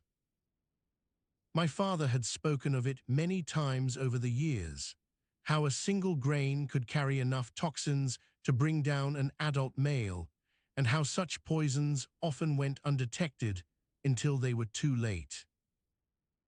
Today's breakfast served as both a reminder of that fragility and the careful vigilance required in every aspect of our lives. The atoll, while delicious, held within its warmth the promise, and perhaps the peril, of nourishment transformed into sustenance or silent assassin, depending on whose hands it fell into. It was a delicate balance we all strived to maintain, each meal not just about filling the stomach, but also ensuring that the body remained strong enough to face whatever challenges lay ahead. As I finished my breakfast and returned to the hammock where I would later rest during midday heat, these thoughts lingered in my mind. The food that could kill you before the enemy did. Such a grim thought to carry with one through each day's activities. Yet it was precisely this awareness that allowed us to live fully within the intricate web of life and death that defined our existence here in Tenochtitlan. The earthy scent of fresh maize wafts through your nostrils, mingling with the faint aroma of chilies and cacao. The air here in Tenochtitlan carries whispers of 1,000 homes and markets bustling around you. You can feel the slight chill of dawn settling over the city, its shadows still clinging to the stone paths as if reluctant to give way fully to light. You stand at the edge of the great causeway, its smooth cobblestones underfoot, cool and hard after the night's rain. The causeway is a ribbon of history stretching out before you, leading up to the vast central plaza where market stalls will soon spring into life with their colorful arrays of goods. To your left, the temple of Huitzilopochtli stands proud in its grandeur, the sound of distant chanting and drumming already beginning as priests prepare for morning rituals. The weight of your sandals presses against the stones, a familiar comfort after years of wearing them through this city's streets. The soft leather is worn smooth by constant use, but it still offers some protection from the hard surface beneath. You glance down at your feet, your toes curl into the fabric as you walk, each step a small act of defiance against the relentless march of time. The sound of water carries up to where you stand, the gentle lapping of the lake's edge against its stone banks. The Aztecs have woven canals through their city like veins and arteries, providing both sustenance and transportation. You recall how in your youth, these canals were a source of endless entertainment, sliding down their smooth sides on rafts while laughing with friends. As you continue walking along the causeway, the weight shifts to your left hand as you hold onto the rough bark of a tree that has been carved into a support. The texture is coarse and uneven, yet somehow welcoming, a constant reminder of nature's enduring presence amidst the city's relentless growth. Your gaze drifts up towards the sky, where the first rays of sunlight are beginning to break through. They dance across the water in shimmering patches, creating an ever-changing pattern that seems almost alive. You remember how your grandmother used to tell you stories about these very sunbeams, speaking of them as if they were animated beings with their own will and purpose. The warmth begins to creep into your skin, a gentle reminder of another day's work ahead. The Aztecs are known for their precision in labor. Each task, assigned by the Calpulli neighborhood overseers, is carried out with great care. Your body has long since learned to adapt, each muscle prepared and ready. A soft breeze stirs, carrying with it a faint scent of incense from somewhere nearby, a ritual perhaps. You can almost taste the sweetness in the air, though you cannot pinpoint its exact source. The Aztecs believe that every act, no matter how small, has meaning. Each smell, each sound, each touch connects us to something deeper within. The path ahead is lined with stone steps, leading up towards the heart of Tenochtitlan's central plaza. You pause for a moment, taking in this scene, a snapshot frozen in time as you prepare to step into another day filled with countless tasks and rituals. The weight of your responsibility settles upon you once more, but it does not weigh you down. Rather, it propels you forward.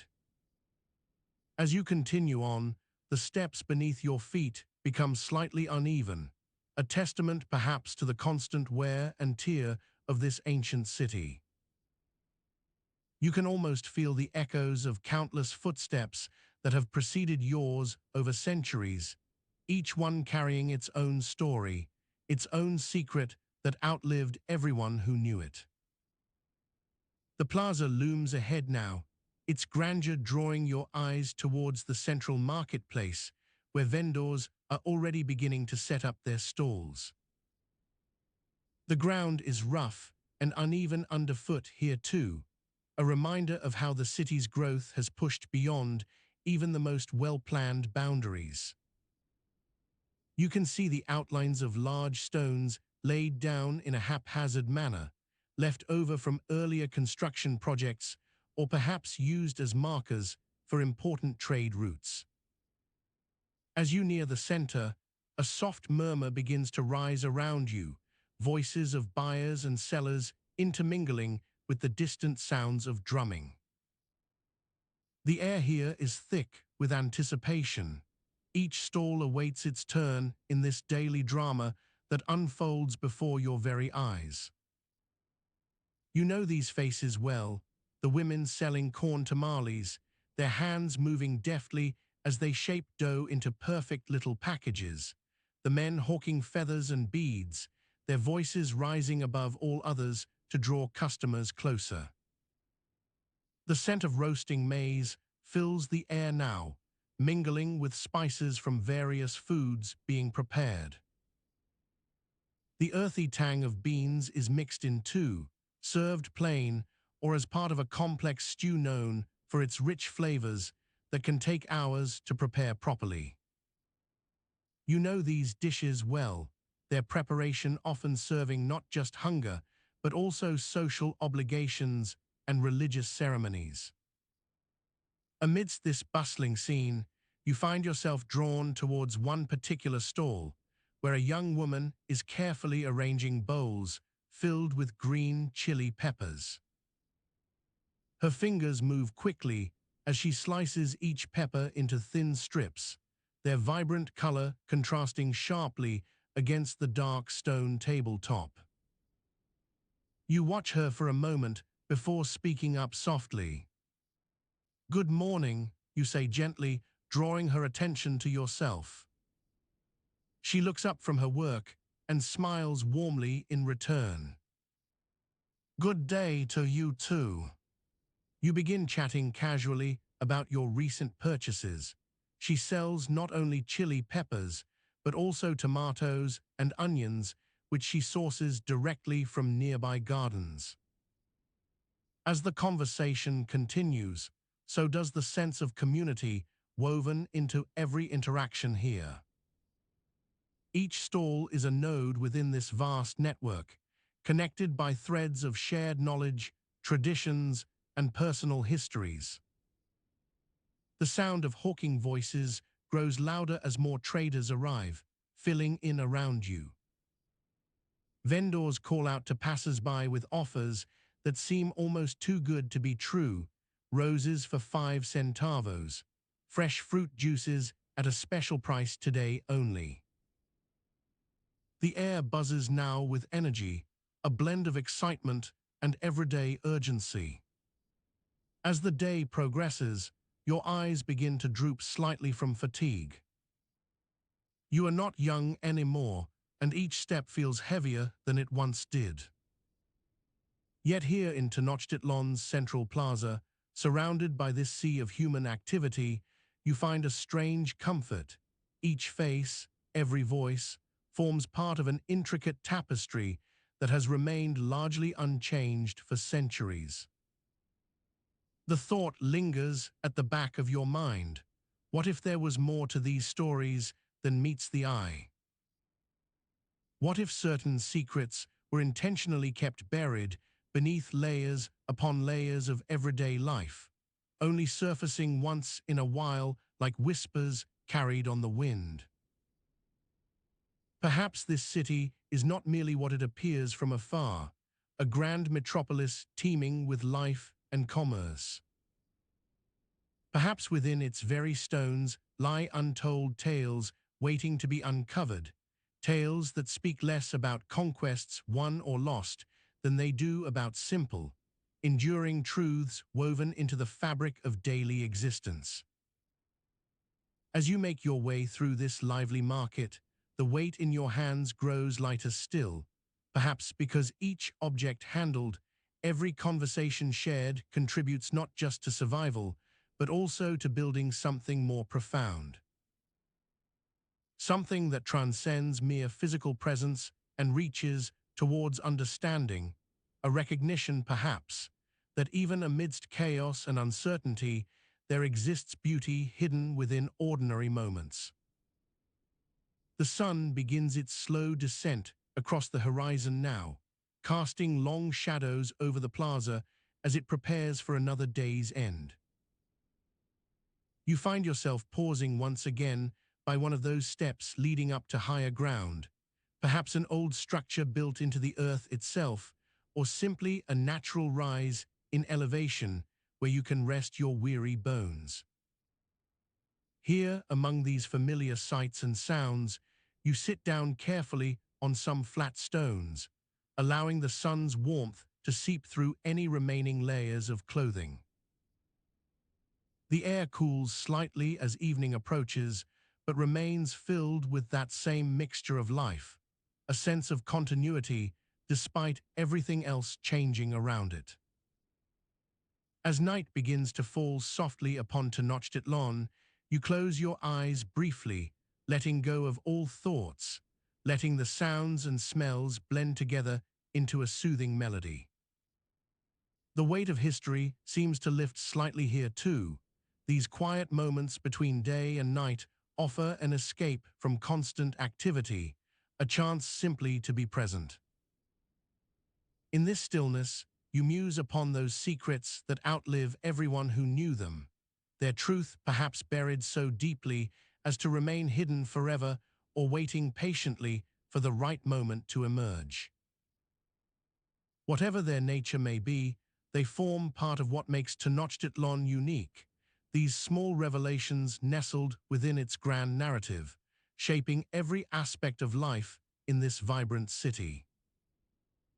As you prepare to leave and return home, that lingering sense of mystery lingers with you, a reminder perhaps not just about the past, but also about how even today's simple acts can hold extraordinary significance when viewed through certain lenses.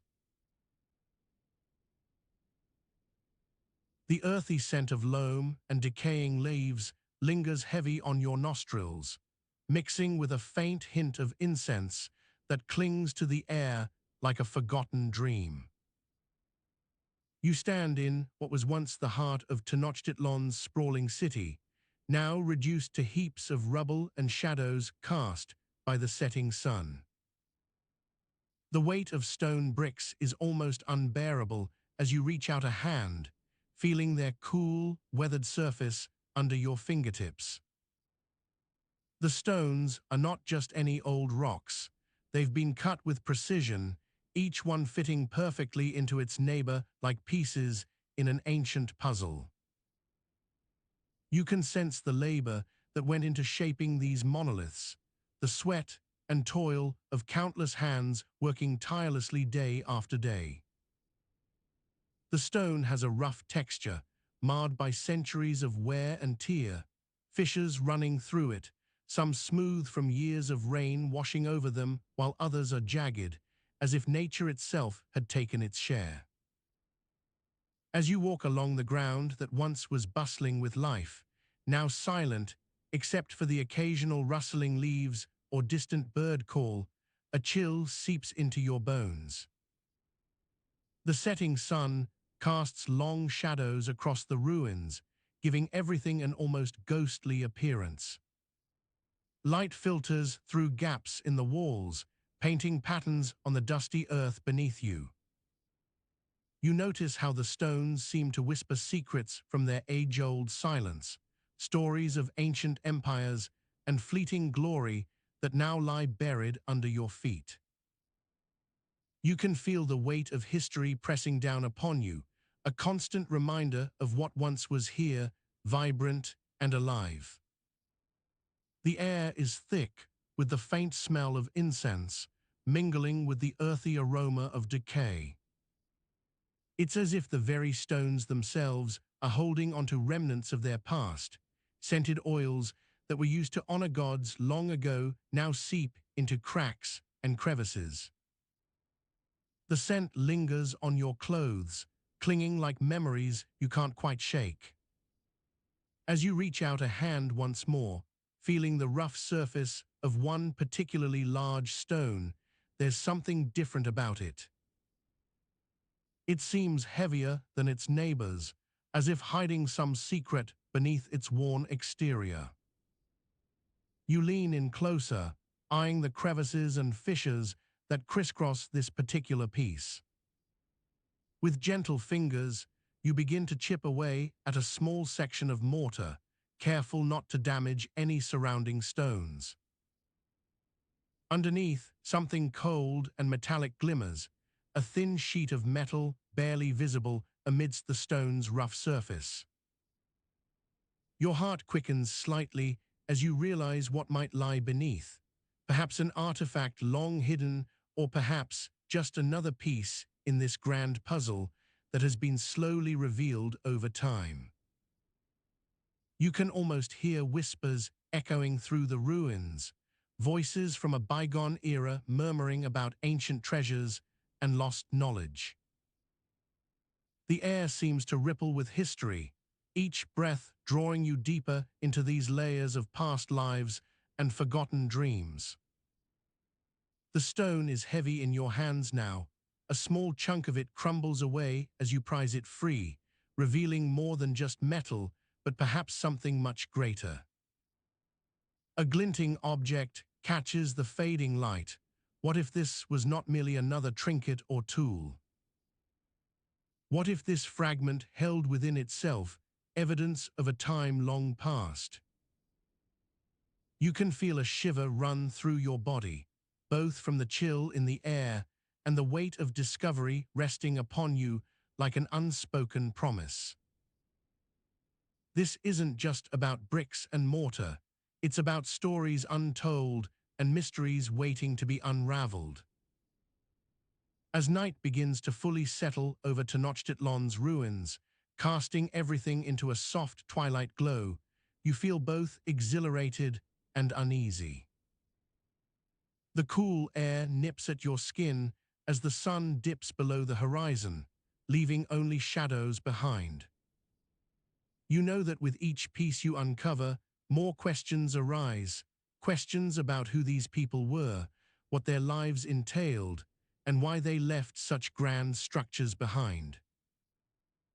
The weight of the stones still clutters in your hand, a tangible link to an ancient world that seems both distant yet strangely familiar.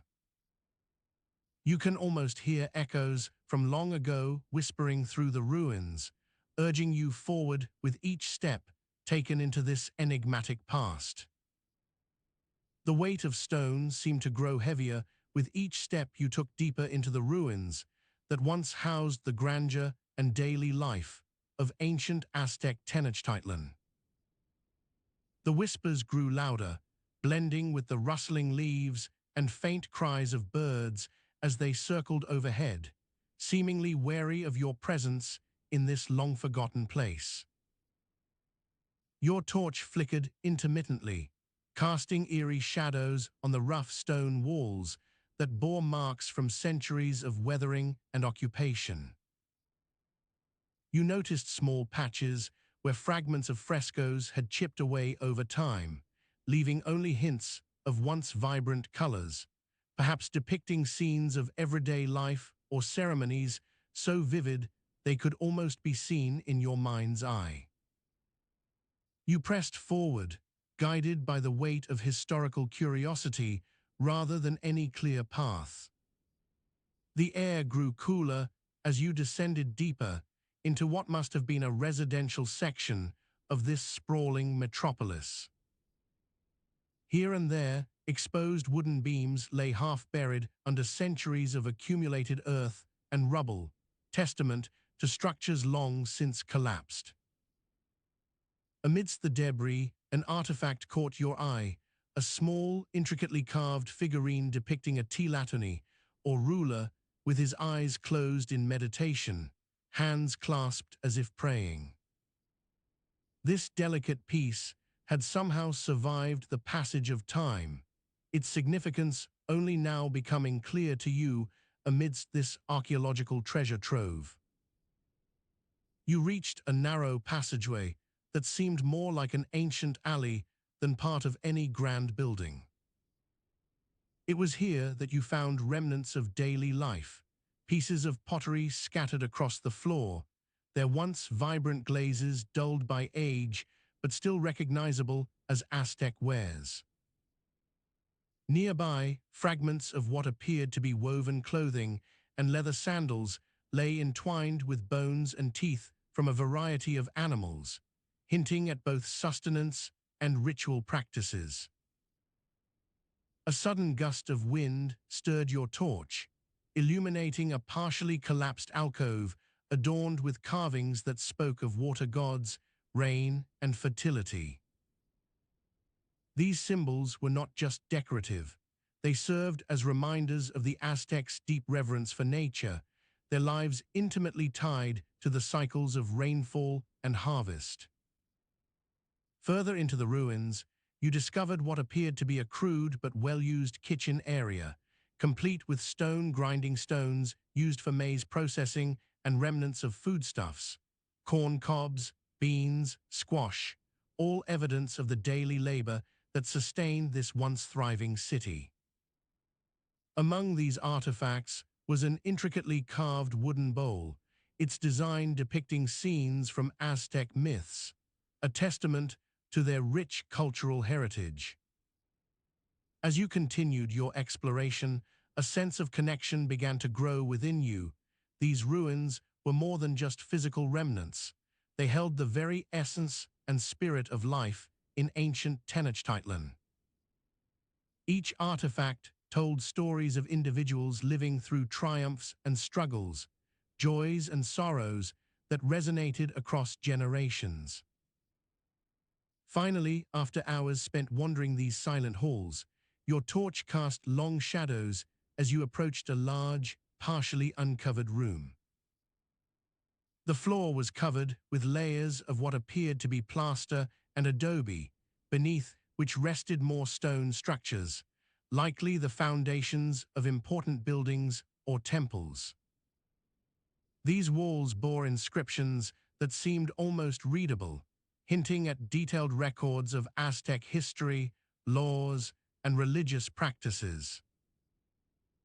The weight in your hand now felt different, a link not just with ancient stones, but with a people whose daily lives unfolded within these very spaces centuries ago. As you touched the stone, the whispers grew softer, blending into a collective memory that bridged the gap between then and now. With each step taken further into this past, you were drawn deeper into the intricate tapestry of life in Aztec Tenochtitlan, a place where every artifact, every inscribed wall held stories waiting to be told. The air grew heavy with the scent of jasmine and incense as you stepped through the threshold into a grand palace hall. Sunlight filtered through intricate carvings on the walls, casting shadows that danced like whispers across polished stone floors. The room was vast, filled with artifacts from daily life, ceramic pots lined up neatly in one corner, their forms adorned with symbols of maize and gods, feathered headdresses laid out meticulously along a low table, each one more vibrant than the last. You moved closer to an ornate mirror hanging on the wall.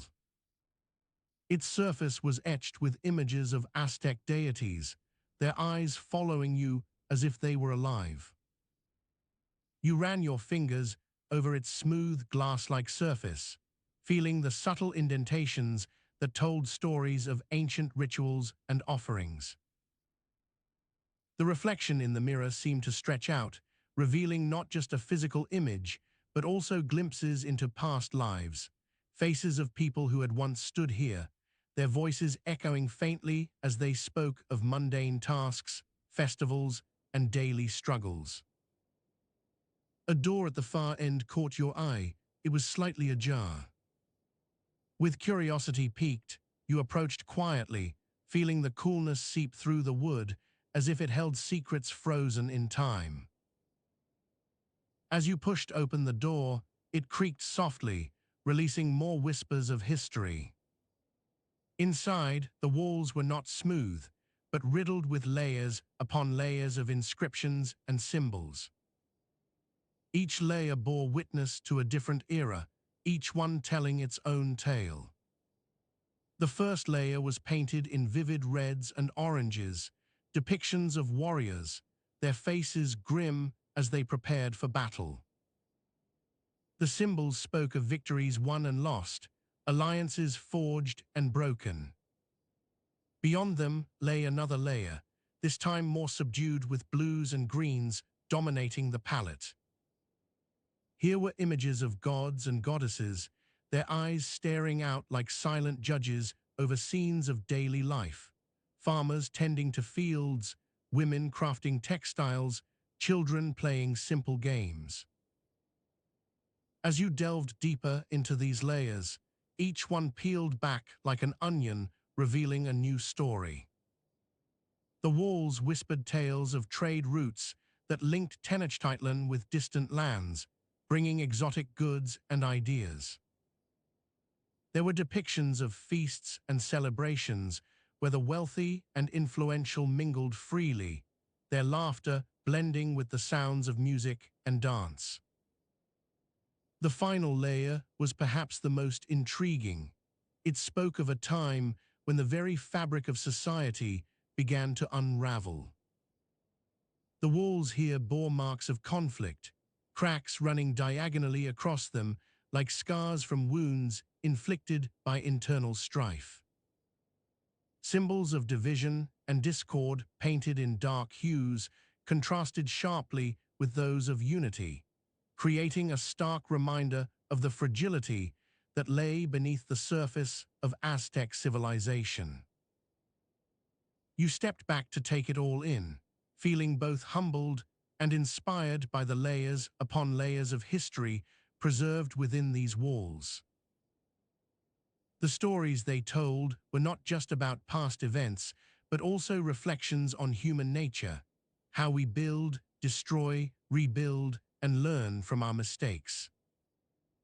These walls held a profound lesson that every society faces challenges and struggles, yet it is through understanding and respecting each other's histories that we can find the strength to move forward. As you prepared to leave this room, a small stone figurine caught your eye in one of the corners. It was intricately carved with details that hinted at its significance, possibly an offering made during a crucial time, or perhaps a symbol representing hope amidst turmoil. You reached out hesitantly, brushing away centuries-old dust before carefully picking it up to study more closely. In your hand now rested not just a relic, but a key, a tangible connection back through the ages into lives lived and stories told. The weight of this realization settled heavily on you as you contemplated what might have been lost if these walls had simply crumbled under the earth, never to be rediscovered or understood again. With the figurines still in hand, you left that chamber behind, ready to carry forward the knowledge gained here into your own world, a testament not only of history, but also of its enduring impact on our present and future. The air smelled of a faint hint of incense mingled with the earthy scent of damp stone and the occasional whiff of freshly baked tamales carried on the cool evening breeze. You held tightly to that small figurine, its weight in your palm comforting yet unsettling as you made your way through Tenochtitlan's bustling market square. The ground beneath your feet was a soft carpet of dried grass, interspersed with patches of richly colored earth where vendors had spread out their goods. Amidst the cacophony of voices and the occasional hoot from an owl perched in one of the surrounding cypress trees, you heard the rhythmic clattering of pots being carried to and fro. The sound was almost hypnotic, a lullaby mixed with the urgent hum of daily life. As you turned onto a narrower path, the noise faded slightly as you entered a quieter section filled with fewer stalls but more intimate conversations. The air grew cooler as you ventured deeper into this alleyway, where the light from the distant bonfires cast long shadows along the walls. The smell shifted here to one of wood smoke and sweat, intermingled with an earthy tang that clung tenaciously despite the breeze. You paused for a moment, letting your eyes adjust to the dimmer surroundings. As you walked on, your steps echoed softly against the cobblestones underfoot. Here, the weight in your hand felt more pronounced, as if the figurine was urging you forward with some silent purpose. The narrow path led through the shadow of an overhanging thatch roof, where a small girl darted out and quickly ducked back inside one of the nearby homes. A sudden gust caught at the hem of your cloak, lifting it slightly before settling once more into place. You pulled the fabric tighter around you, feeling its rough wool against your skin as warmth began to seep through from within. The lantern hanging from a low beam cast flickering light on the walls and your face, casting deep shadows that danced in the corners of your vision. You continued along until you came upon a small hearth where an elderly woman was stirring some thick stew in a large pot over coals. Her eyes met yours for a moment before she returned to her work, adding just a pinch more salt with practiced precision. The air around the fire carried the rich aroma of chili peppers and meat simmering together, a comforting scent that seemed almost magical. The sound of sizzling fat drew your attention next, leading you through another narrow passage where several women were preparing their meals over small braziers spread out on mats laid directly upon the ground. You watched as they expertly chopped vegetables with sharp wooden knives, the rhythmic clacking against stone serving to mask any other sounds that might disturb this private scene.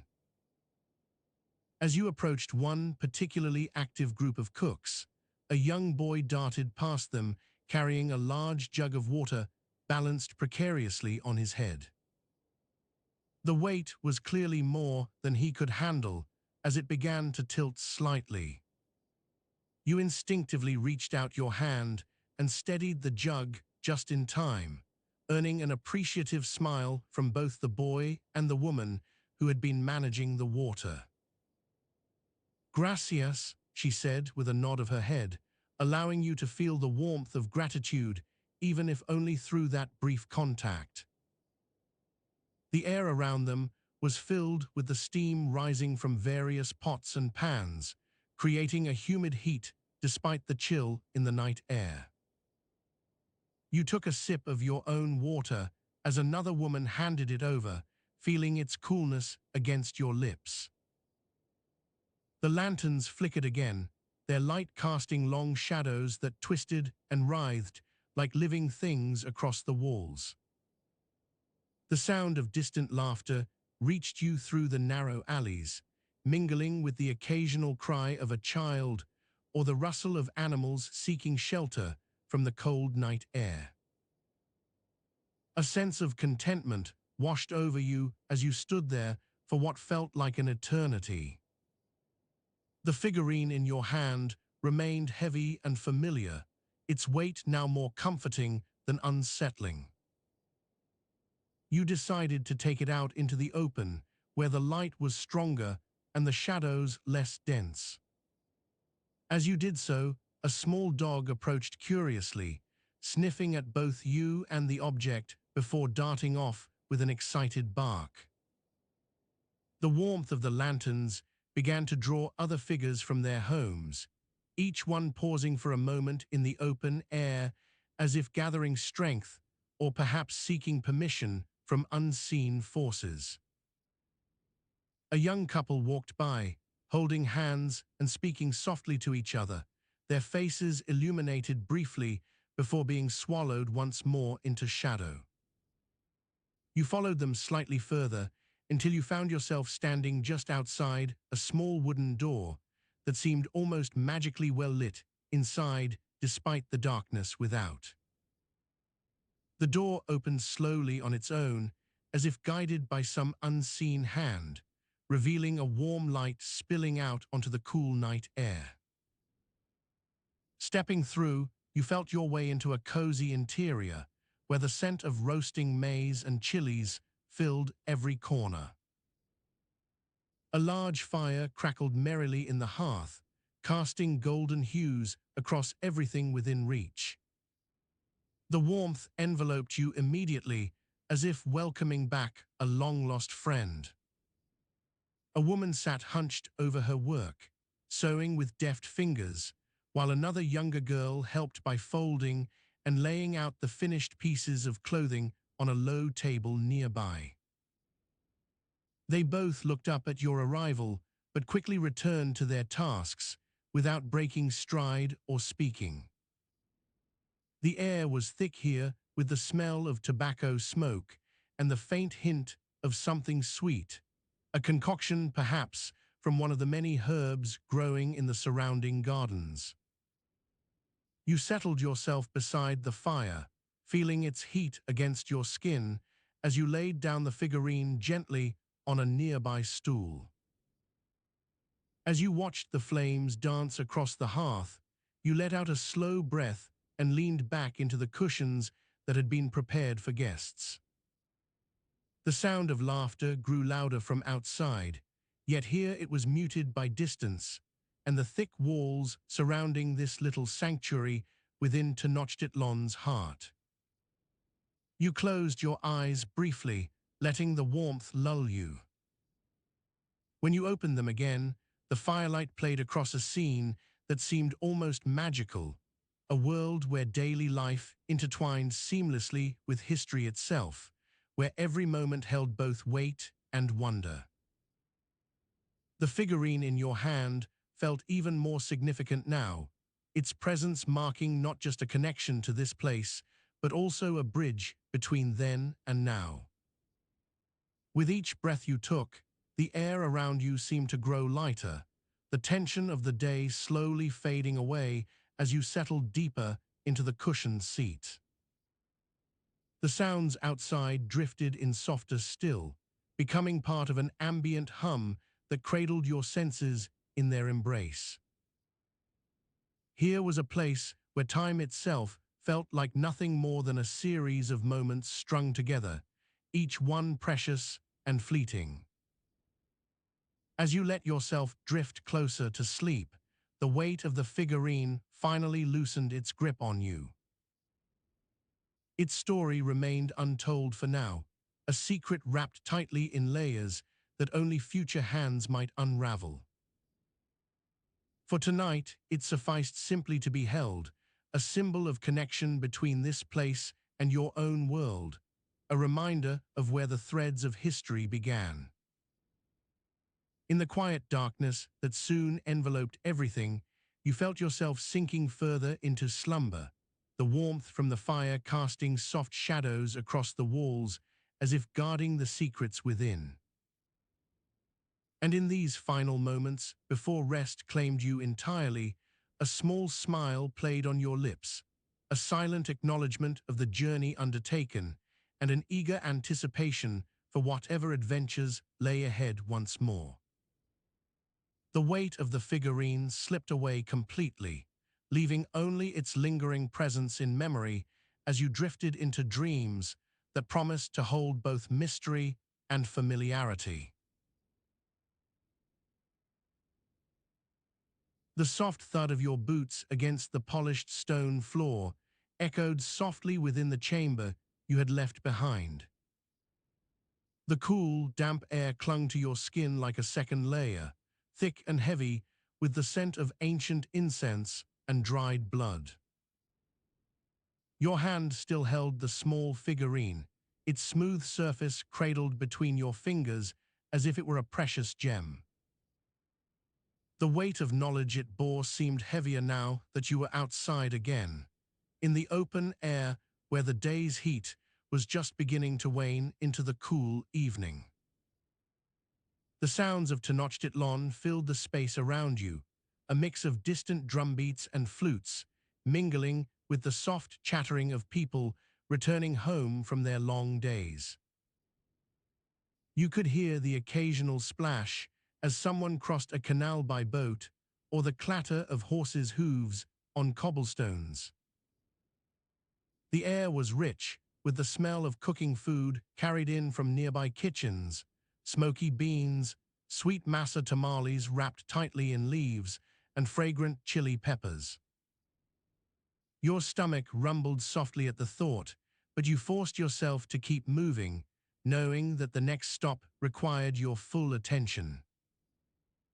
You stepped out into the main plaza, where the vibrant colors of market stalls were starting to fade under a deepening sky. The ground beneath your feet was uneven, pockmarked with stones and scattered bits of trash from earlier in the day's bustle.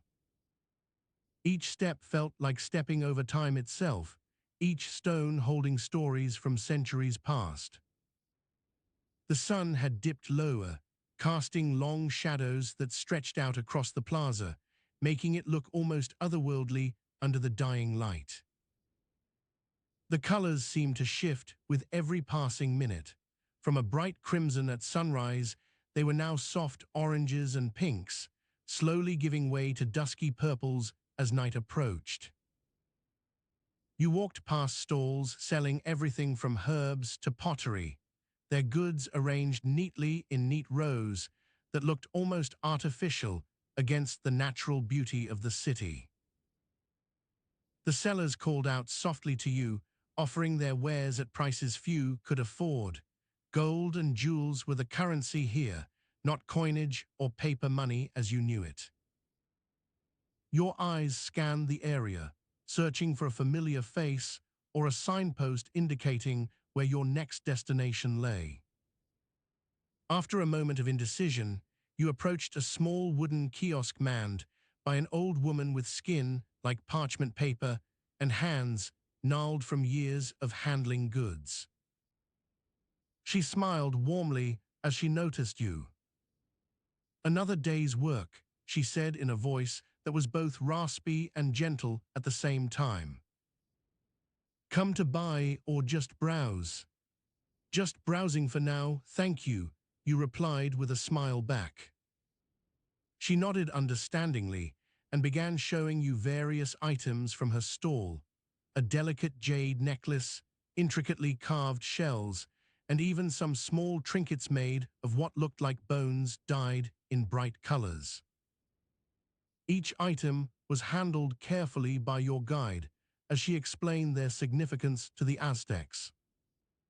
"See this," she pointed to a particularly colorful bone bracelet adorned with tiny stones. "This is not just for decoration, but also holds spiritual meaning, marking ownership and power." You ran your fingers over its smooth surface, feeling something unexpected, a slight chill that seemed to travel from the object straight through you. It was as if it were communicating some ancient wisdom. As night fully descended, the plaza transformed once more into a bustling marketplace of lights. Tallow candles flickered in holders made of clay or stone, casting an amber glow over everything within their reach. The sounds grew louder and more varied. Children's laughter, men arguing over prices, women haggling for better deals. You moved deeper into this new environment, the soft creaking of wooden boards beneath your feet, a constant reminder that you were in motion. You paused at one stall to watch, as a man expertly carved designs onto fresh pieces of wood, using tools that looked both primitive and sophisticated all at once. The aroma of roasting meat reached you then, pork seasoned with chili peppers, its savory smell mingling with the general fragrance of spices from around Mesoamerica. It made your mouth water despite the fact that you hadn't eaten yet today. As evening deepened further, the stars began to twinkle in a sky now free of the sun's glare, each one shining brightly against the darkening canvas above. You felt an odd mixture of awe and exhaustion. Every muscle seemed heavy, as if carrying not just your body, but also centuries of history. It was then that you noticed something peculiar, a small group of children playing near another stall, their laughter piercing through the noise around them like a knife, slicing cleanly into silence before being swallowed by more sound. They were dressed in simple tunic-like garments and wore expressions filled with pure joy and carefree abandon. You watched for a moment longer, feeling almost envious of their unburdened spirits. If only you could share some of that lightness, even if just for an instant. Your guide led you further into the plaza where there was another smaller building, this one serving as a small temple or shrine to some forgotten deity. The air inside was cool and damp, heavy with incense smoke that clung to your hair in tendrils. Inside, the walls were adorned with intricate carvings depicting scenes of battles won and lost, gods and goddesses alike standing tall amidst swirling patterns and vibrant colors. The ground felt harder here than outside, stone cold against bare feet, and you shivered slightly as if reminded of the passage between worlds. A priestess in a simple yet elegant dress welcomed you with open arms, her movements graceful despite their speed. She led you through some silent rituals without words spoken aloud until she finally turned to face you directly, taking your hands gently in hers. "Tonight," she said softly, "we offer our prayers for peace and understanding between worlds. May the gods bless your journey home." With that, you were left alone once more, with only the flickering light from a single candle illuminating the small space around you. The silence was thick but comforting, like breathing in after holding one's breath too long. Outside again, under a sky now entirely painted by darkness itself, you felt strangely content despite your weariness. You had seen so much today, learned more than any amount of books could ever impart. Yet here stood the realization that history wasn't just about grand events or monumental achievements. It was woven into every thread of daily life. You stretched out one arm to take a deep breath of air heavy with possibility, letting go of all you'd discovered and absorbed throughout this long day. And as you did so, something seemed to shift inside. You felt lighter, if only slightly, and ready for whatever challenges tomorrow might bring. With those thoughts lingering in the cool night breeze, you continued your journey through Aztec Tenochtitlan under a sky now darkened but full of promise. As you made your way through the narrow cobblestone streets, under the watchful eyes of sleeping sentinels and occasional starlight piercing the night, you couldn't help but reflect on all that had transpired during the day. The vibrant marketplace buzzed with activity even as darkness fell. Vendors packed up their stalls while others set out to sell their wares in the dead of night. Your breath misted slightly against the chill air as you passed by the bustling market, now eerily quiet, except for distant sounds of someone selling sweet corn or a far-off drumbeat from somewhere deep within the city. The streets seemed to take on an almost ghostly quality under the dim glow of oil lamps and bonfires. The flickering lights cast eerie shadows that danced along the walls of buildings as if whispering secrets of their own. A few figures hurried past, wrapped in warm cloaks against the night's chill.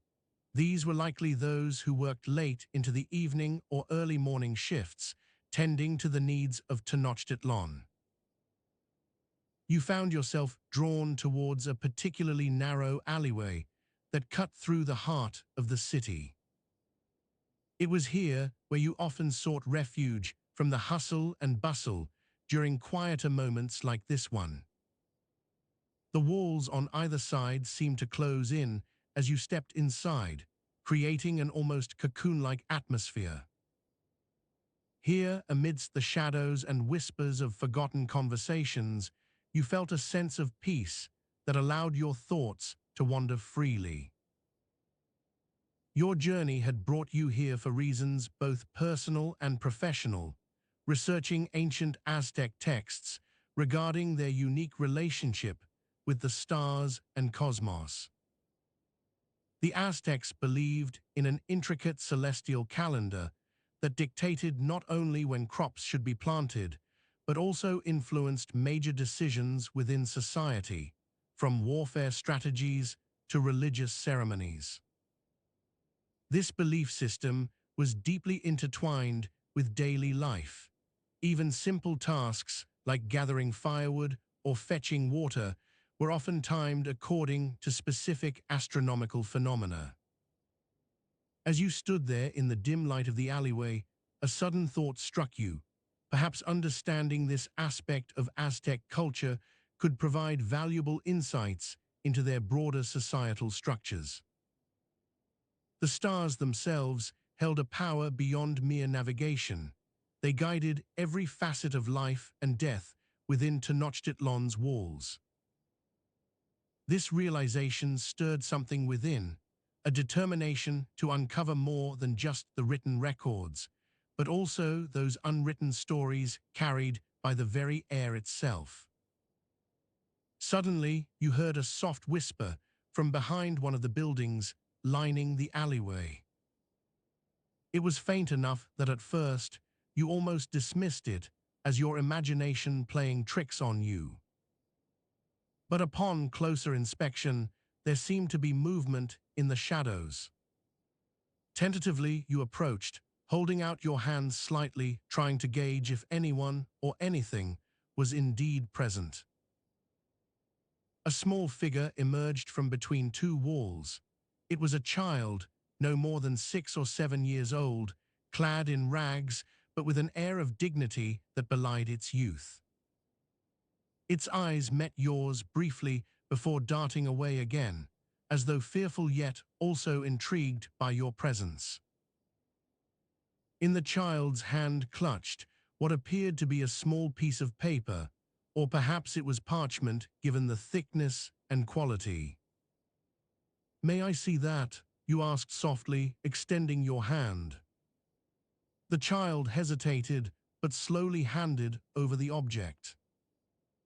It was indeed a folded piece of vellum, its edges slightly frayed from handling.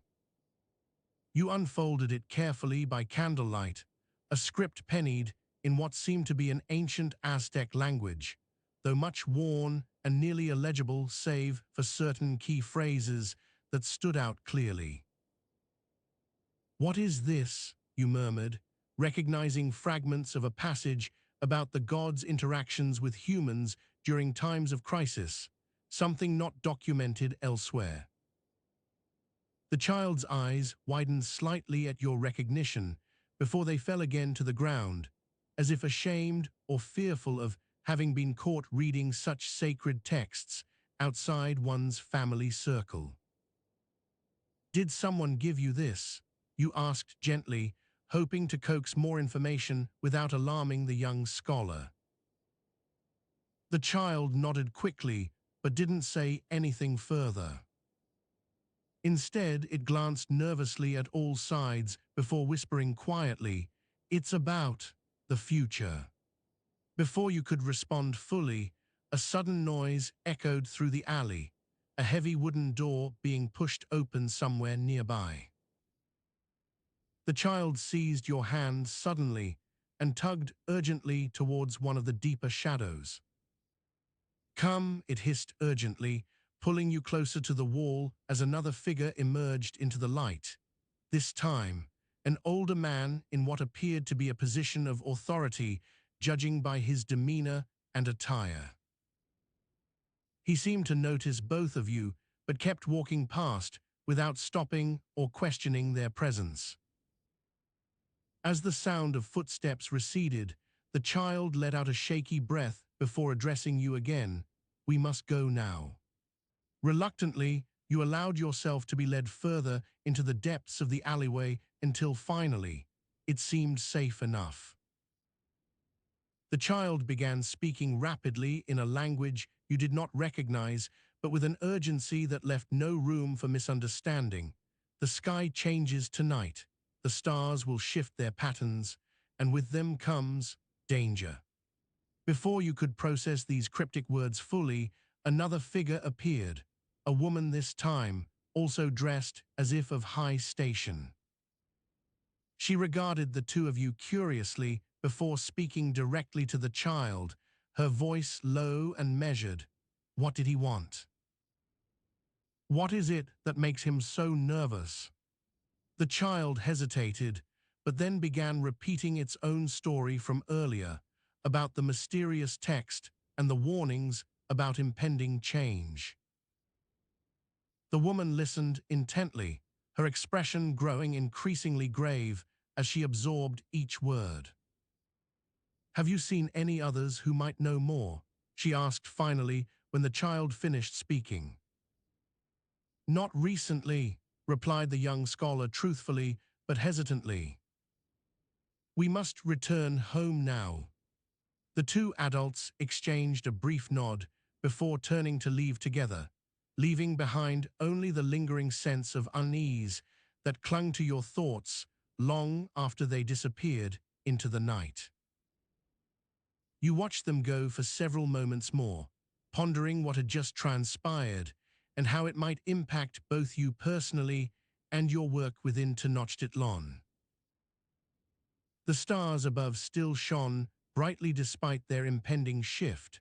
Perhaps tonight's events were but one small piece in a much larger puzzle yet to be fully revealed. With renewed purpose, driven by the mysteries that lay hidden even among the known secrets of this ancient city, you set off once again into the starlit night, your path now clear and filled with new questions waiting to be answered.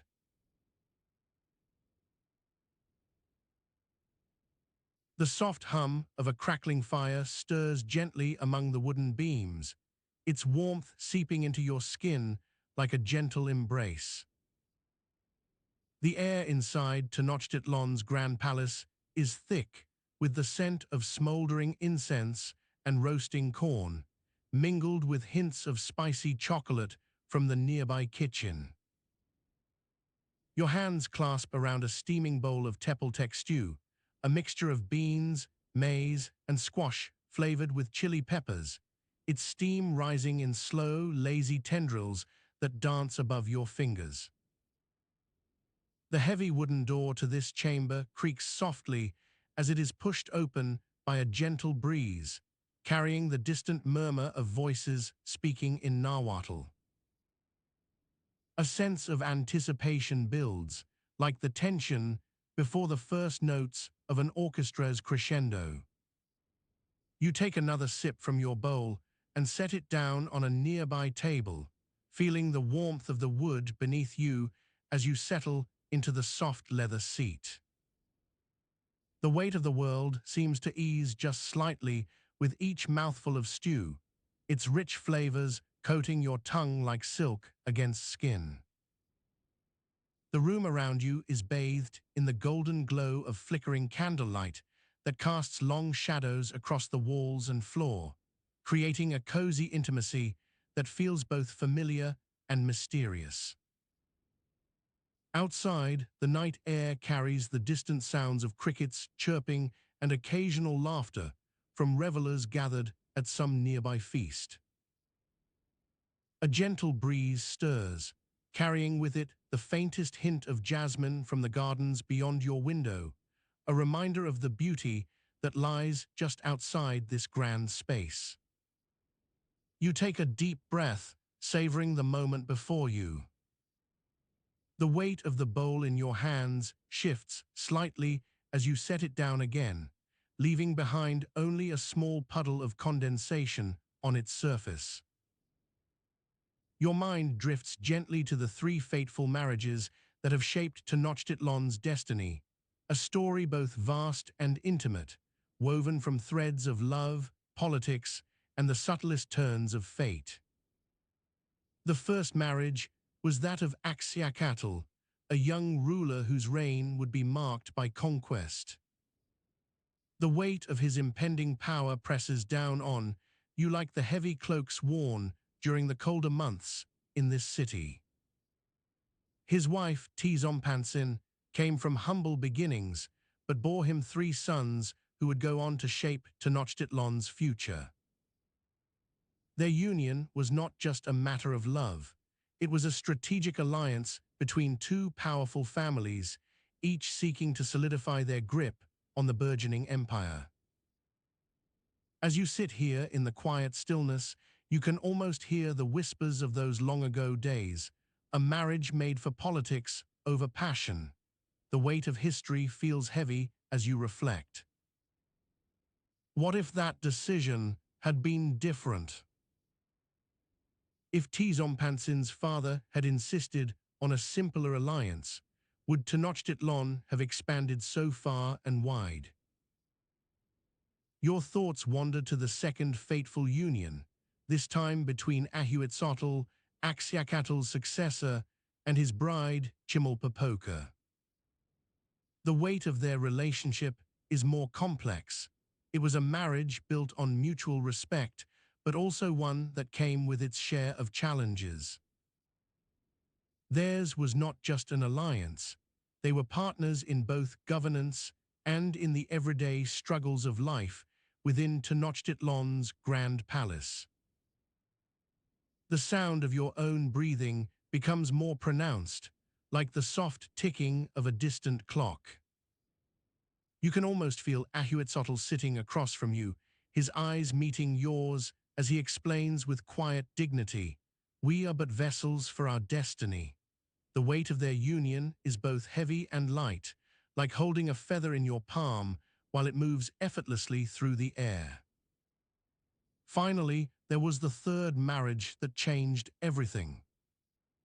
It was between Ahuitzotl's sister, Tekuichpatsin, and an outsider named Quartly.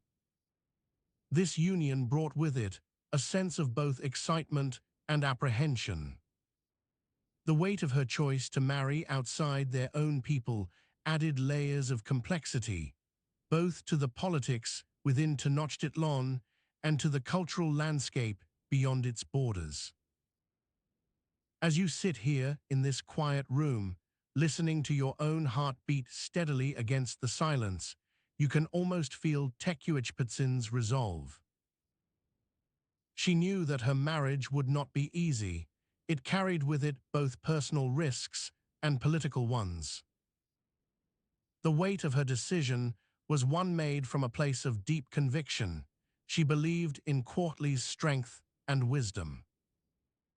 The fire crackles softly, sending sparks flying into the air like tiny stars. You can almost see their future unfold before you, a tapestry woven with threads of love and duty, politics and personal choice. Each decision they made was not just a matter of fate, it was an active part of shaping Tenochtitlan's destiny. The weight of these marriages feels both heavy and light, like holding the world in your hands while letting its true nature slip through your fingers. You lean back into your seat, feeling the soft leather conform to your form as you relax further still. The warmth of the room seeps into every fiber of your being, wrapping around you like a cozy blanket. Outside, the night grows even quieter. Only the distant hum of crickets and occasional rustle of leaves remain. A sense of calm settles over everything, a gentle embrace that seems to promise peace for all who dwell within this grand city. You take another sip from an empty bowl, feeling its smooth surface against your fingers as you set it down once more. With each breath, the weight on your shoulders seems to lessen, like lifting a heavy burden off of yourself and letting it rest upon something stronger. The room around you is filled with soft shadows that dance gently in the candlelight, a symbol perhaps, not just of their unions, but also of Tenochtitlan's own enduring strength. The sound of your own heartbeat grows louder as everything settles into stillness, like a lullaby sung softly at night to ease the soul. The air feels thick and heavy, with secrets waiting to be uncovered, like the pages in an old book just waiting for someone brave enough to turn them. You take one final sip from your bowl, feeling its warmth against your lips as you close your eyes. The weight of these marriages feels both vast and intimate, like holding a city's destiny within your hands. With renewed purpose, driven by the mysteries that lay hidden even among the known secrets of this ancient city, you set off once again into the starlit night, your path now clear and filled with new questions waiting to be answered. As you doze peacefully in the warmth of Tenochtitlan's grand palace, the weight on your mind begins to ease. The soft crackling of the fire becomes a lullaby, a melody that seems almost alive, playing softly against the backdrop of your dreams. And as sleep enfolds you like a warm embrace, you feel the gentle touch of history, its secrets and its stories whispering gently into the silence. The weight on your mind begins to lift, leaving only the softest shadows in its wake, a reminder that even in this ancient city, there is always more to discover. And as you drift off into slumber, those whispers continue softly in your ear. What if we had chosen differently? What would Tenochtitlan be like today? The weight of these questions feels light and airy, like the gentle breeze that stirs through the leaves outside your window. As sleep claims you fully, its soft arms cradle you gently, ready to carry you away into dreams where anything is possible. And so, with a final sigh, you lay back against your pillows, letting yourself be carried away by the warmth and stillness of this ancient city, a place where even in slumber, history continues to whisper its secrets. The night enveloped you like a shroud, its coolness soothing, and yet a stark contrast to the heat that had gripped this bustling city during the day. The air was heavy with the scent of jasmine and incense as it wafted from nearby temples, mingling with the sounds of distant chanting and drums beating in unison.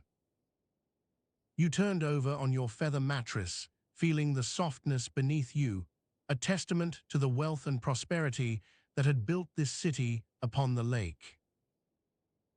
Outside, the city's heartbeat continued its steady rhythm, a cacophony of voices from the markets still bustling late into the night, the gentle splash of canoes navigating through the network of canals. The glow of oil lamps flickered against buildings adorned with vibrant murals depicting gods and heroes, their eyes watching over you even in slumber.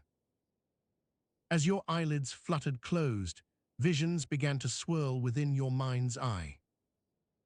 You found yourself walking along the causeway leading into the city, flanked by towering pyramids that rose majestically towards the heavens.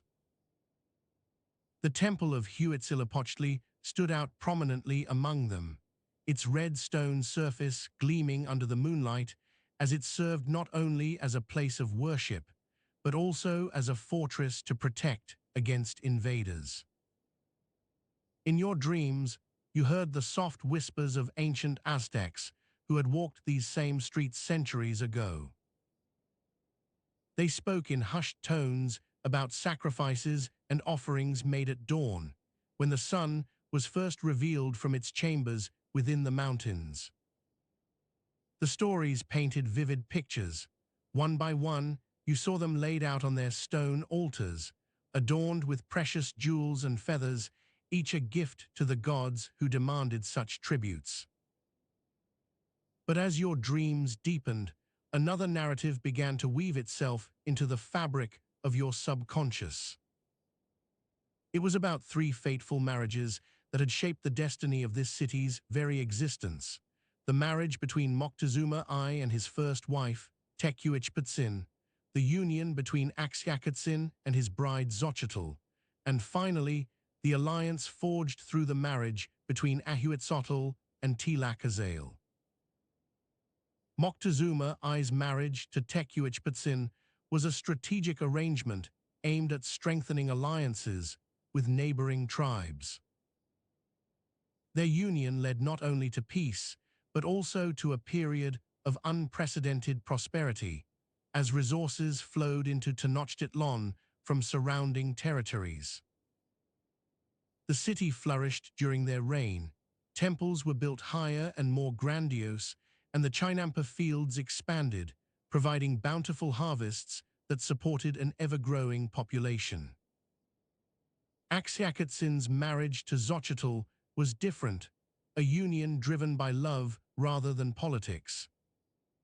Their relationship blossomed amidst the backdrop of war, where their combined willpower allowed them to repel invaders from the north and secure Tenochtitlan's northern borders. This victory cemented Axyakatsin's position as a wise ruler who understood the importance of both military might and domestic tranquility. Ahuitzotl's marriage with Tlacazael was perhaps the most significant, not because it was marked by love, but rather by its political implications. The union between two Nahua lords from different tribes symbolized unity within Tenochtitlan's complex social structure. Ahuitzotl, through this alliance, gained both legitimacy and support for his ambitious expansionist policies that would eventually see him conquer vast swathes of Central America. In your dreams, you saw these marriages unfold before you, each one contributing uniquely to the city's growth and stability.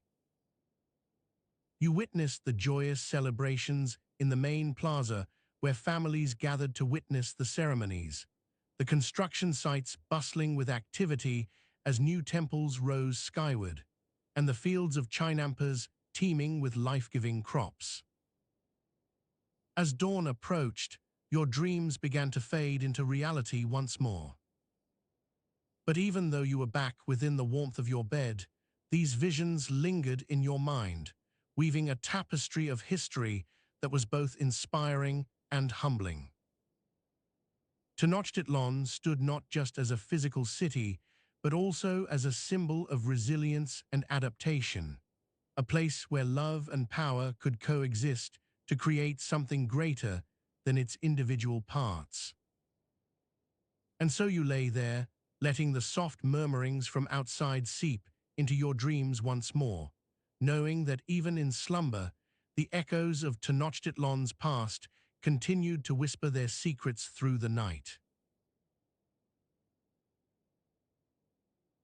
The weight of the blanket settles softly around you, a familiar comfort after a day filled with the bustling sounds and scents of Tenochtitlan's marketplaces.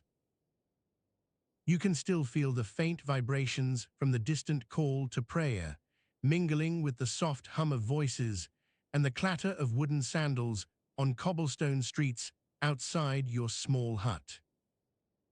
The air is warm, heavy with the earthy scent of chilies and maize, a familiar aroma that seems to seep into your dreams even as you drift off.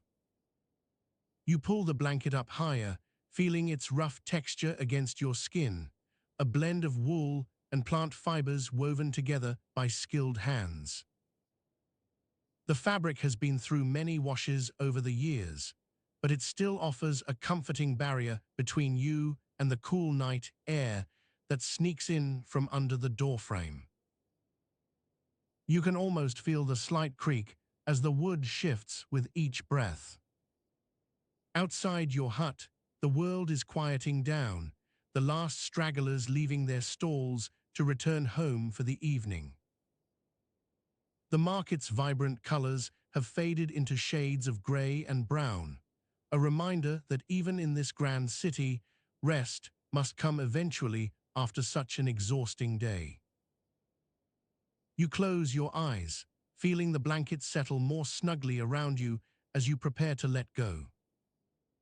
The sound of dripping water from a nearby fountain carries on the gentle breeze, its soft gurgle lulling you into a state where thoughts begin to drift. It's almost like a melody in reverse, calming and soothing, encouraging your mind to rest. You can hear the faintest whisperings of conversation from neighboring huts, soft voices murmuring stories or singing lullabies passed down through generations. The air is thick, with the scent of fresh bread baking somewhere nearby, its sweet aroma mingling with the more earthy scents that linger after a long day in the market. It's a simple smell, but one that brings back memories of your grandmother's kitchen and the warmth it always seemed to radiate. You take a deep breath, inhaling deeply through your nose, feeling the bread's presence as if you can almost taste its golden flakes. Outside your hut, a dog yawns loudly, stretching out in the cool night air. Its loud exhale sounds almost comical in such a serene setting, but it serves to remind you of the creatures that share this city with you, small, unassuming beings who go about their lives much like humans do. The sound fades away quickly as the dog returns to sleep. You feel your eyelids grow heavy, each blink seeming to take longer and longer. As your vision blurs slightly, you notice a small patch of light filtering through the cracks in the thatched roof above. It's just enough to cast shadows on the walls, dancing softly with every breath you exhale. You can almost see them moving, like tiny insects scurrying along the rough stone. And so you lay there, letting the soft murmurings from outside seep into your dreams once more, knowing that even in slumber, the echoes of Tenochtitlan's past continued to whisper their secrets through the night. You can feel a small smile tugging at the corners of your mouth as you drift off, perhaps dreaming of the market stalls and the stories they hold, stories waiting for those who are willing to listen. The warmth from within the blanket continues to envelop you, cocooning you in comfort while outside, the city itself begins its gentle descent into full night. The distant sounds fade further until all that remains is a deep silence, broken only by your own soft breathing and the occasional rustle of leaves caught between branches. You know that tomorrow will bring new challenges, new markets to navigate, new stories to hear, but for now, it's enough just to rest. You close your eyes fully, feeling the weight of exhaustion finally settle in as you prepare to join Tenochtitlan in its peaceful slumber. The gentle hush of night blankets the city as the last flickers from torches and fires fade into shadowy silhouettes. The people here have long since retired to their dwellings. The marketplace, where once was a bustling hub of activity, now lies silent, save for the soft whispers of the wind through the cypresses that line the streets. In this quiet, there is a strange sense of serenity, a moment when time itself seems to slow. In the heart of Tenochtitlan stands the great palace, its vast courtyard now empty, except for a few guards who patrol silently in their feathered headdresses and jaguar skin cloaks. Inside, the air grows thick with incense smoke as priests perform their nightly rituals, chanting softly under the dim light of oil lamps that cast flickering shadows on the stone walls. It is here, within these ancient halls, where we find our narrator, a scribe who has spent countless hours poring over scrolls and codices. Tonight, however, she finds herself unusually quiet, her quill resting uncharacteristically still upon its parchment. The weight of exhaustion does not fully lift. Rather, it settles into the very bones, as if to remind one that even in sleep there is a form of labor. The scribe's thoughts drift back through time, to the day when this forgotten artifact was discovered, a small, intricately carved jade figurine with eyes of obsidian. It had been found buried beneath layers of dirt and ash during renovations for a new temple. The first instinct among scholars at that moment was skepticism. Such delicate works were rare in Aztec artistry. Yet as word spread about the find, curiosity grew, and soon enough, experts from all corners of Tenochtitlan gathered to examine it more closely. What they found within its depths surpassed anything expected. A map etched into the figurine's side, detailing locations of hidden caches and symbols that seemed to correspond with sacred sites across the empire. This revelation sparked both excitement and apprehension among the populace. Leaders debated whether to make this knowledge public or keep it secret, a decision that would shape not only daily life, but also political alliances for years to come. But as the scribe reflects on these events, her mind wanders from grand councils and bustling markets back to simpler moments. In a small hut just outside Tenochtitlan's walls, a mother teaches her young daughter to read by candlelight. The child holds up each glyph carefully, sounding out syllables with growing confidence. Nearby, an elderly man recounts tales of old battles and heroes to his grandson, whose eyes widen in wonder at the stories of bravery and conquest. These scenes blend together, a tapestry woven from threads of everyday life, punctuated by dreams and hopes that stretch far beyond the boundaries of this bustling city. Even as Tenochtitlan sleeps deeply under a moonlit sky, its citizens continue their work, learning, dreaming, planning for tomorrow's challenges in ways both grand and intimate. The scribe turns her gaze upward, watching as stars begin to twinkle against an ink-black canvas. Each one seems to hold stories of its own, a reminder that even in the quietest moments, there is still much yet to discover within this world, if only we have eyes to see it. As dawn breaks and the city awakens once more, ready to face each new day with resilience and spirit, our narrator closes her eyes for one last moment before rising. Tomorrow will indeed bring fresh challenges, new markets to navigate through both trade and diplomacy, stories yet untold that must be heard. But tonight, amidst this tranquil slumber of Tenochtitlan, there is a sense of peace, a reminder that within the chaos lies order and in the midst of change, continuity. With these thoughts, she slips gently into sleep, knowing full well what tomorrow may bring, but trusting that with each new day comes an opportunity for growth and understanding.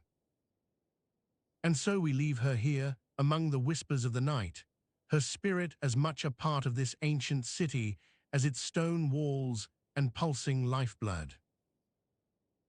The dawn broke with a gentle brushstroke on the horizon, painting the sky in hues of orange and pink as the city began to stir from its slumber. The soft hum of activity filled the narrow streets, where women carried pots of steaming chiltepin pepper soup past sleeping neighbors, their voices low but steady.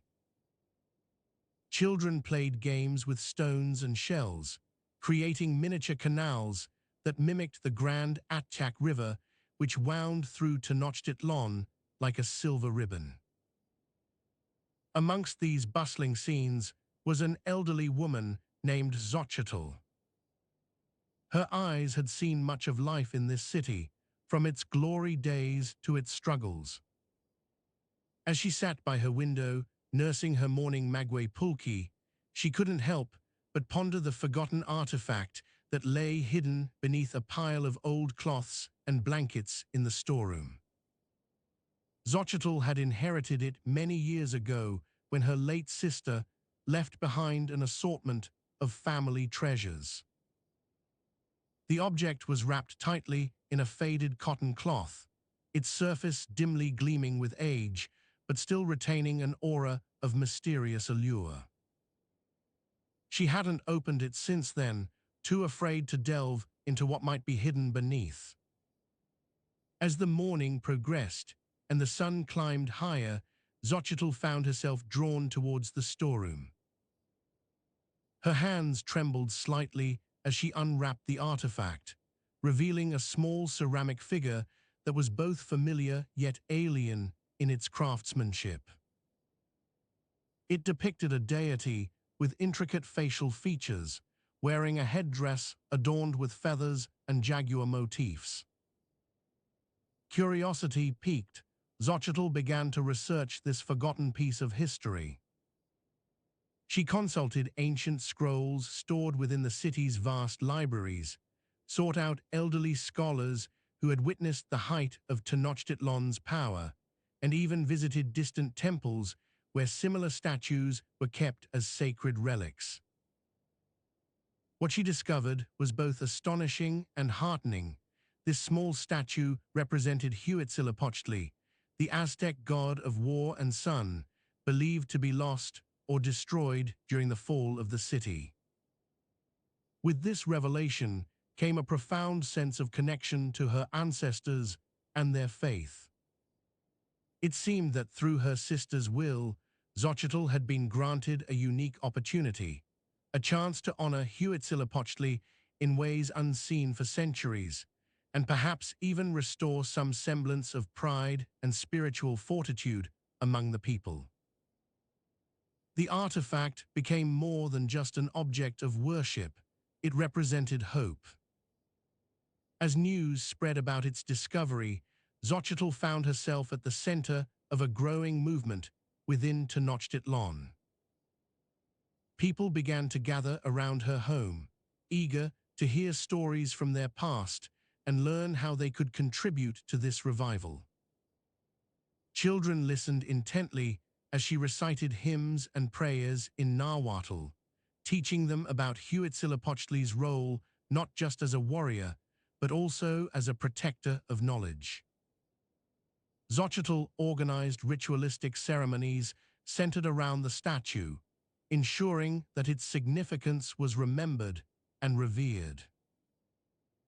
She worked tirelessly to ensure these events were inclusive, inviting everyone from all walks of life, nobles, merchants, artisans, farmers, to participate in offerings and communal feasts. As days turned into weeks and then months, Xochitl's efforts bore fruit. The statue became a symbol not only of Huitzilopochtli, but also of unity and resilience within Tenochtitlan itself. People found solace in its presence, drawing strength from the belief that despite their hardships, they were part of something greater, a legacy handed down through generations. However, this newfound devotion did not go unnoticed, by those who sought to exploit such sentiments for their own gain. As Xochitl's influence grew, whispers began about her intentions and alliances with mysterious figures. Some even accused her of witchcraft or foreign intrigue, sparking fear among the populace. Despite these challenges, Xochitl remained steadfast in her mission. She knew that true change came from within, not through force, but through understanding and acceptance. Through dialogue and education, she challenged these misconceptions head-on, fostering a spirit of cooperation rather than division. In time, her efforts paid off. Not only did Tenochtitlan embrace its rich cultural heritage once more, but it also thrived economically under the guidance of those inspired by Huitzilopochtli's teachings. The statue served as both a reminder and a beacon, a testament to what could be achieved when communities came together in harmony. And so, amidst the whispers of night and the bustling streets of day, Xochitl continued her journey, forever changed yet ever hopeful. With each new dawn brought forth by Huitzilopochtli's rays, she embraced a future where tradition met modernity, creating an Aztec Tenochtitlan that was both proud of its past and eager to shape the world ahead.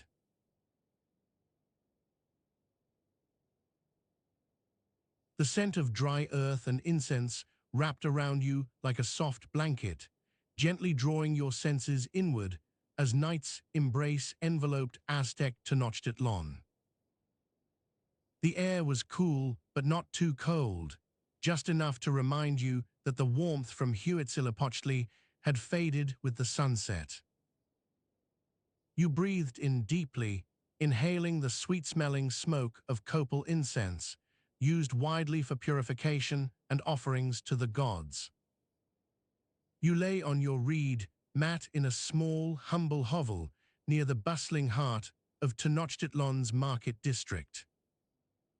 The wooden frame creaked softly under you as you shifted slightly, finding just enough comfort from the layers of mats and blankets.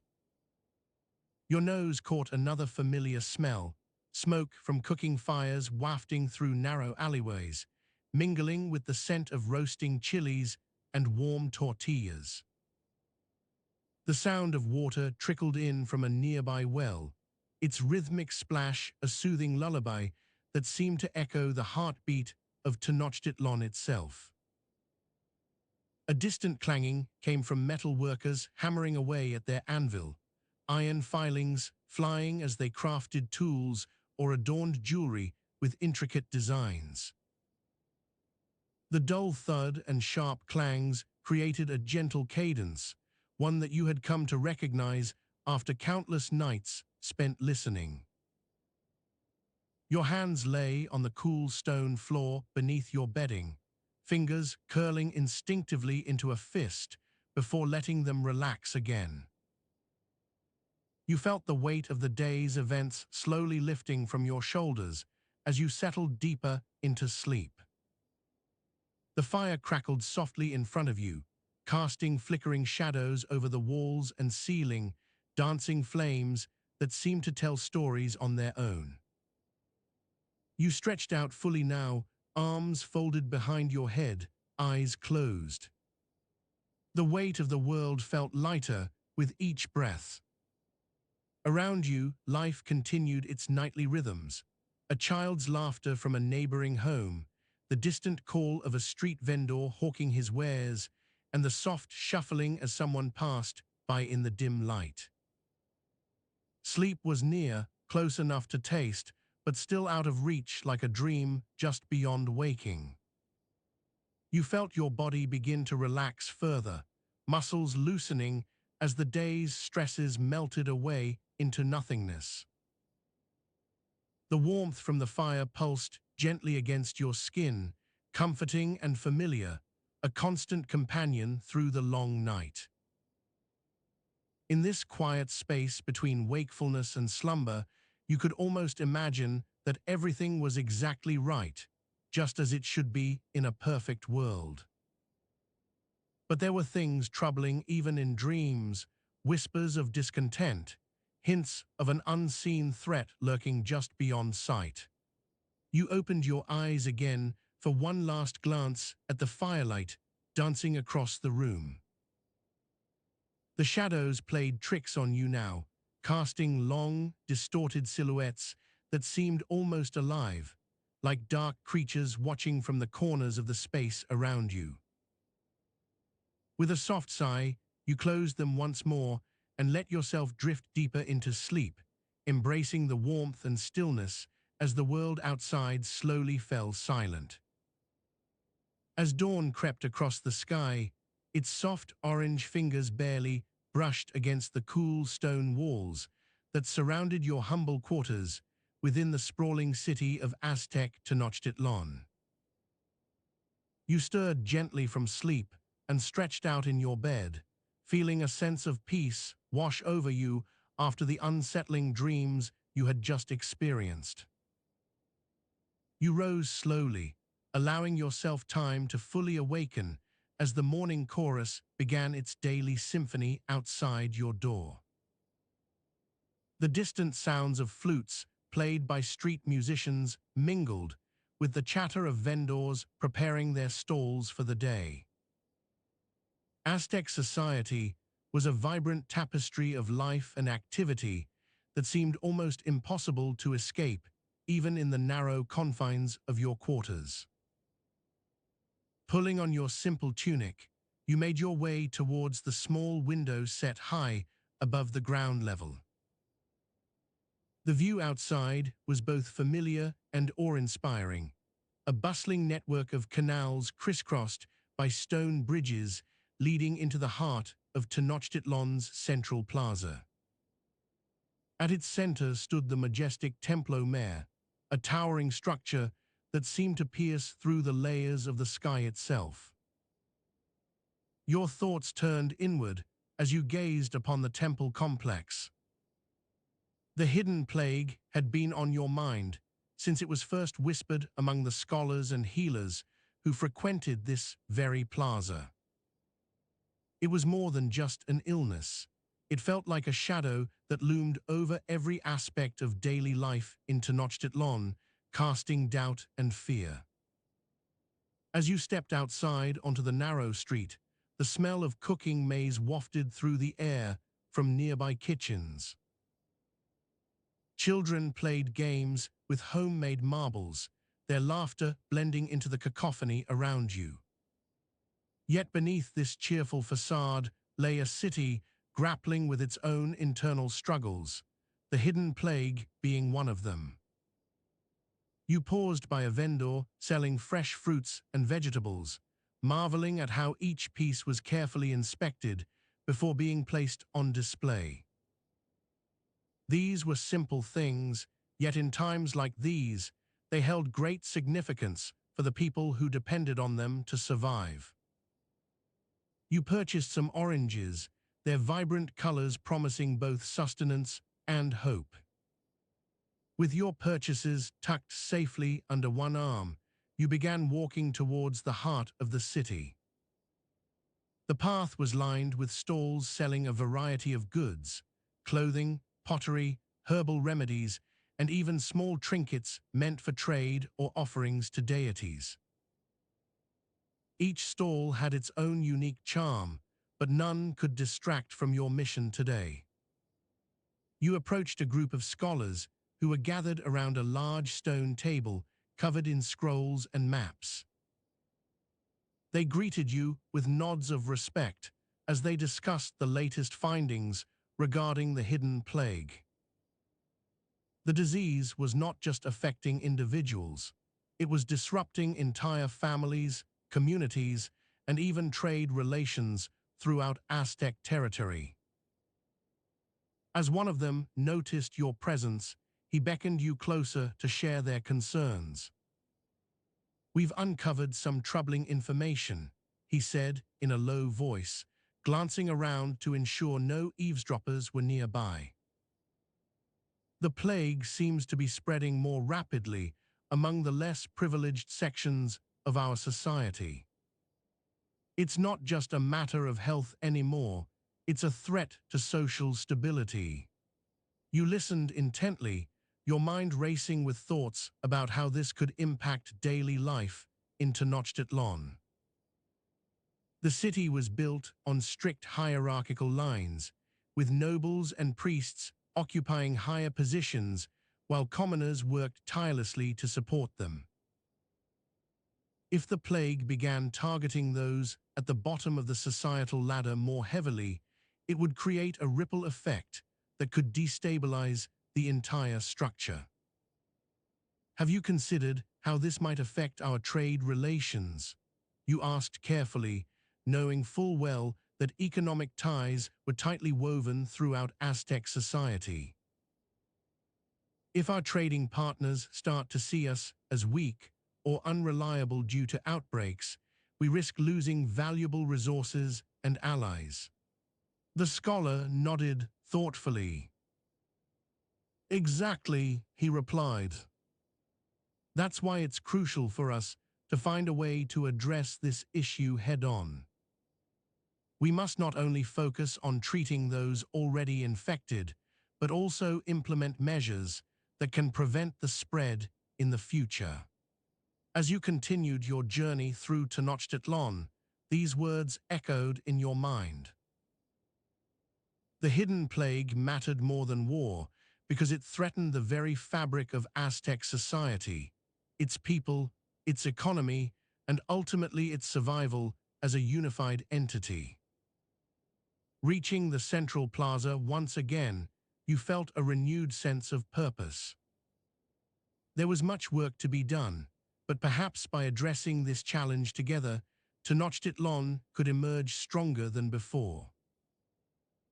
The path ahead seemed daunting, yet it also held promise, a chance for unity in the face of adversity and resilience born from shared struggle.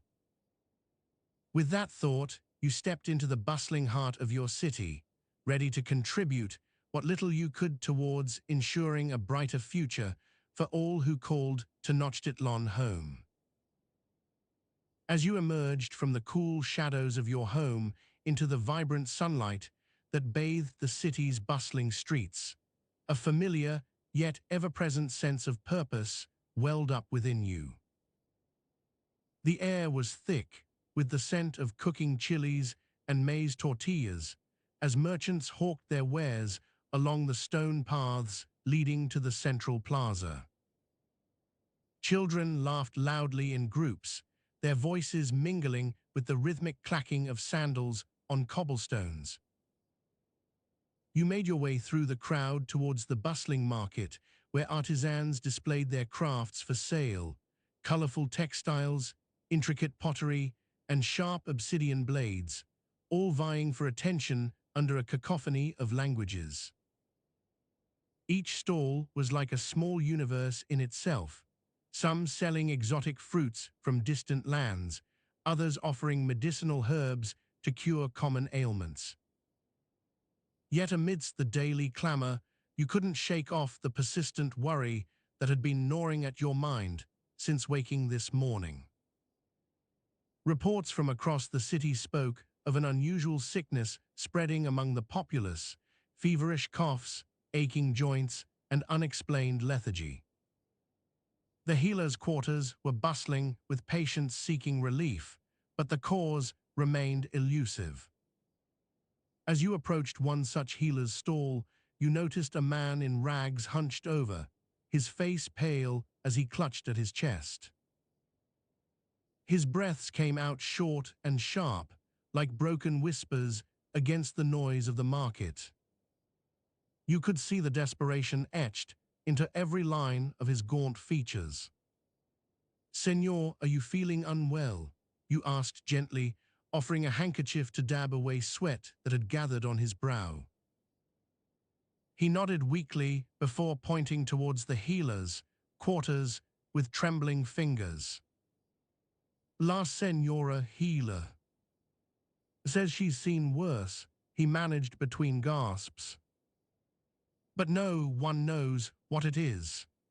Your heart sank as you realized the gravity of this situation. The hidden plague was indeed more than a simple war. It threatened to tear apart the very fabric of your community, casting doubt and fear in its wake. You hurried back towards home, determined to gather whatever information you could from the local healers and scribes before returning to contribute what little strength you had left. As you walked past the temple's towering stone structures, a shadow seemed to pass over Tenochtitlan itself, a reminder of the ancient wisdom that warned of pestilence as an omen of divine displeasure. Inside your modest dwelling, you found your elder sister preparing dinner for their father and younger brother. Her hands moved with practiced speed as she chopped vegetables and stirred a pot filled with beans and maize. The aroma was comforting yet distant, like the memories of simpler times when health and prosperity were taken for granted. "Brother," she said without looking up, "did you speak to our healer?" "Yes, sister," you replied softly. "The sickness is spreading rapidly. We need to act quickly." Her eyes met yours over the rim of a bowl, her gaze filled with concern but also resolve. "We will find a way through this together, just as we always have." Her words were a balm in your troubled mind. Together, you and your sister worked late into the night, poring over ancient texts and consulting with other scholars who had gathered to discuss potential remedies. Through the darkness of the room, lit only by candlelight, you saw the flicker of hope. Perhaps there was still time to halt this plague before it claimed more lives.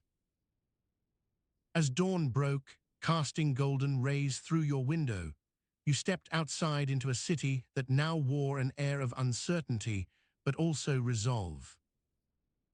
The streets were quieter than usual. People moved with deliberate caution, as if sensing something amiss in the very essence of their being. You joined a group of volunteers tasked with distributing food and water to those most affected by the sickness.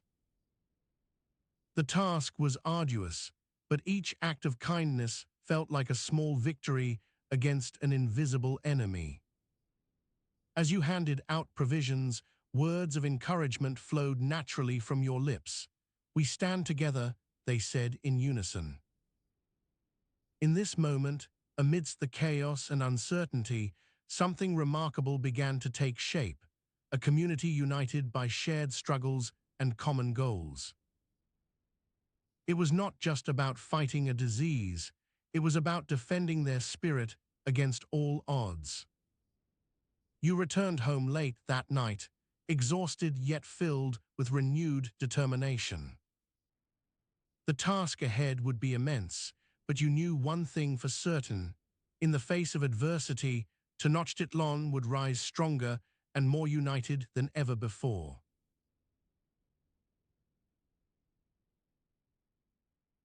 The warm scent of roasted corn wafted through your nostrils, a comforting aroma that mingled with the cool night air. The soft thud of moccasin-clad feet against the cobblestone path was almost imperceptible in the stillness. You lay on your mat, feeling its rough texture beneath you as it cradled your body like an old friend. The gentle glow from a nearby fire cast flickering shadows across the walls and floor of your humble abode. The crackling embers added to the ambience, their rhythm almost hypnotic in this quiet moment before sleep claimed you once again. You closed your eyes, feeling the weight of exhaustion settling into every muscle as if it were another layer of clothing for a long day. The scent of smoldering herbs mingled with the earthy smell of the night, providing an odd but pleasant balance that seemed almost natural in this time and place. The faint hum of conversation from neighboring households drifted through open windows, a soft murmur that spoke of stories yet to be heard or remembered. It was as if the entire city breathed in unison, each breath synchronized with the rhythms of the stars above. You shifted slightly on your mat, stretching out one arm to adjust the bundle of blankets around you. The cool night air made them cling tighter against your body, a comforting barrier between yourself and the chill that could seep through at any moment if the fire died down completely. You wrapped your hands around the edge of a small clay bowl filled with water, its weight grounding you as you lifted it to your lips for a sip. The water was cool but not cold, just enough to quench your thirst without startling your body too much. Its subtle taste lingered on your tongue like a whisper from home, reminding you that even in this strange land of Tenochtitlan, there were still familiar comforts amidst the strangeness. You set the bowl back down and took another deep breath, letting its slow release wash over you. A soft sound caught your attention. A distant owl hooted somewhere beyond the city limits, a reminder that not everything lay within the walls of this grand metropolis. The night seemed to stretch on forever in its quietness, each moment holding an unspoken promise of what might come with morning's light. You closed your eyes again, allowing yourself to drift further and deeper into the embrace of sleep. The warmth from the fire continued to radiate outward, a steady glow that kept away any lingering doubts or fears about the long road ahead. The task before Tenochtitlan was immense, but you knew one thing for certain. In the face of adversity, this city would rise stronger and more united than ever before. Morning broke over Tenochtitlan with a golden glow that seemed to promise better days ahead. The air was filled with the scent of cooking chilies and corn from households bustling to prepare their offerings for the day's labors and prayers. Aztec women, adorned in vibrant textiles, carried baskets filled with maize, squash, beans, and flowers to sell at the market. Men, freshly shaved and dressed in simple cotton tunics, prepared to tend to their fields or join the ranks of warriors training for their morning drills.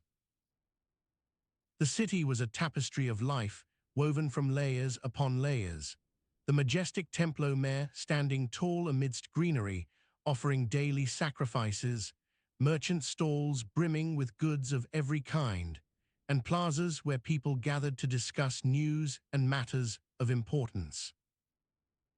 The Aztecs moved through their day with purpose, each person playing a vital role in maintaining the harmony and prosperity of Tenochtitlan.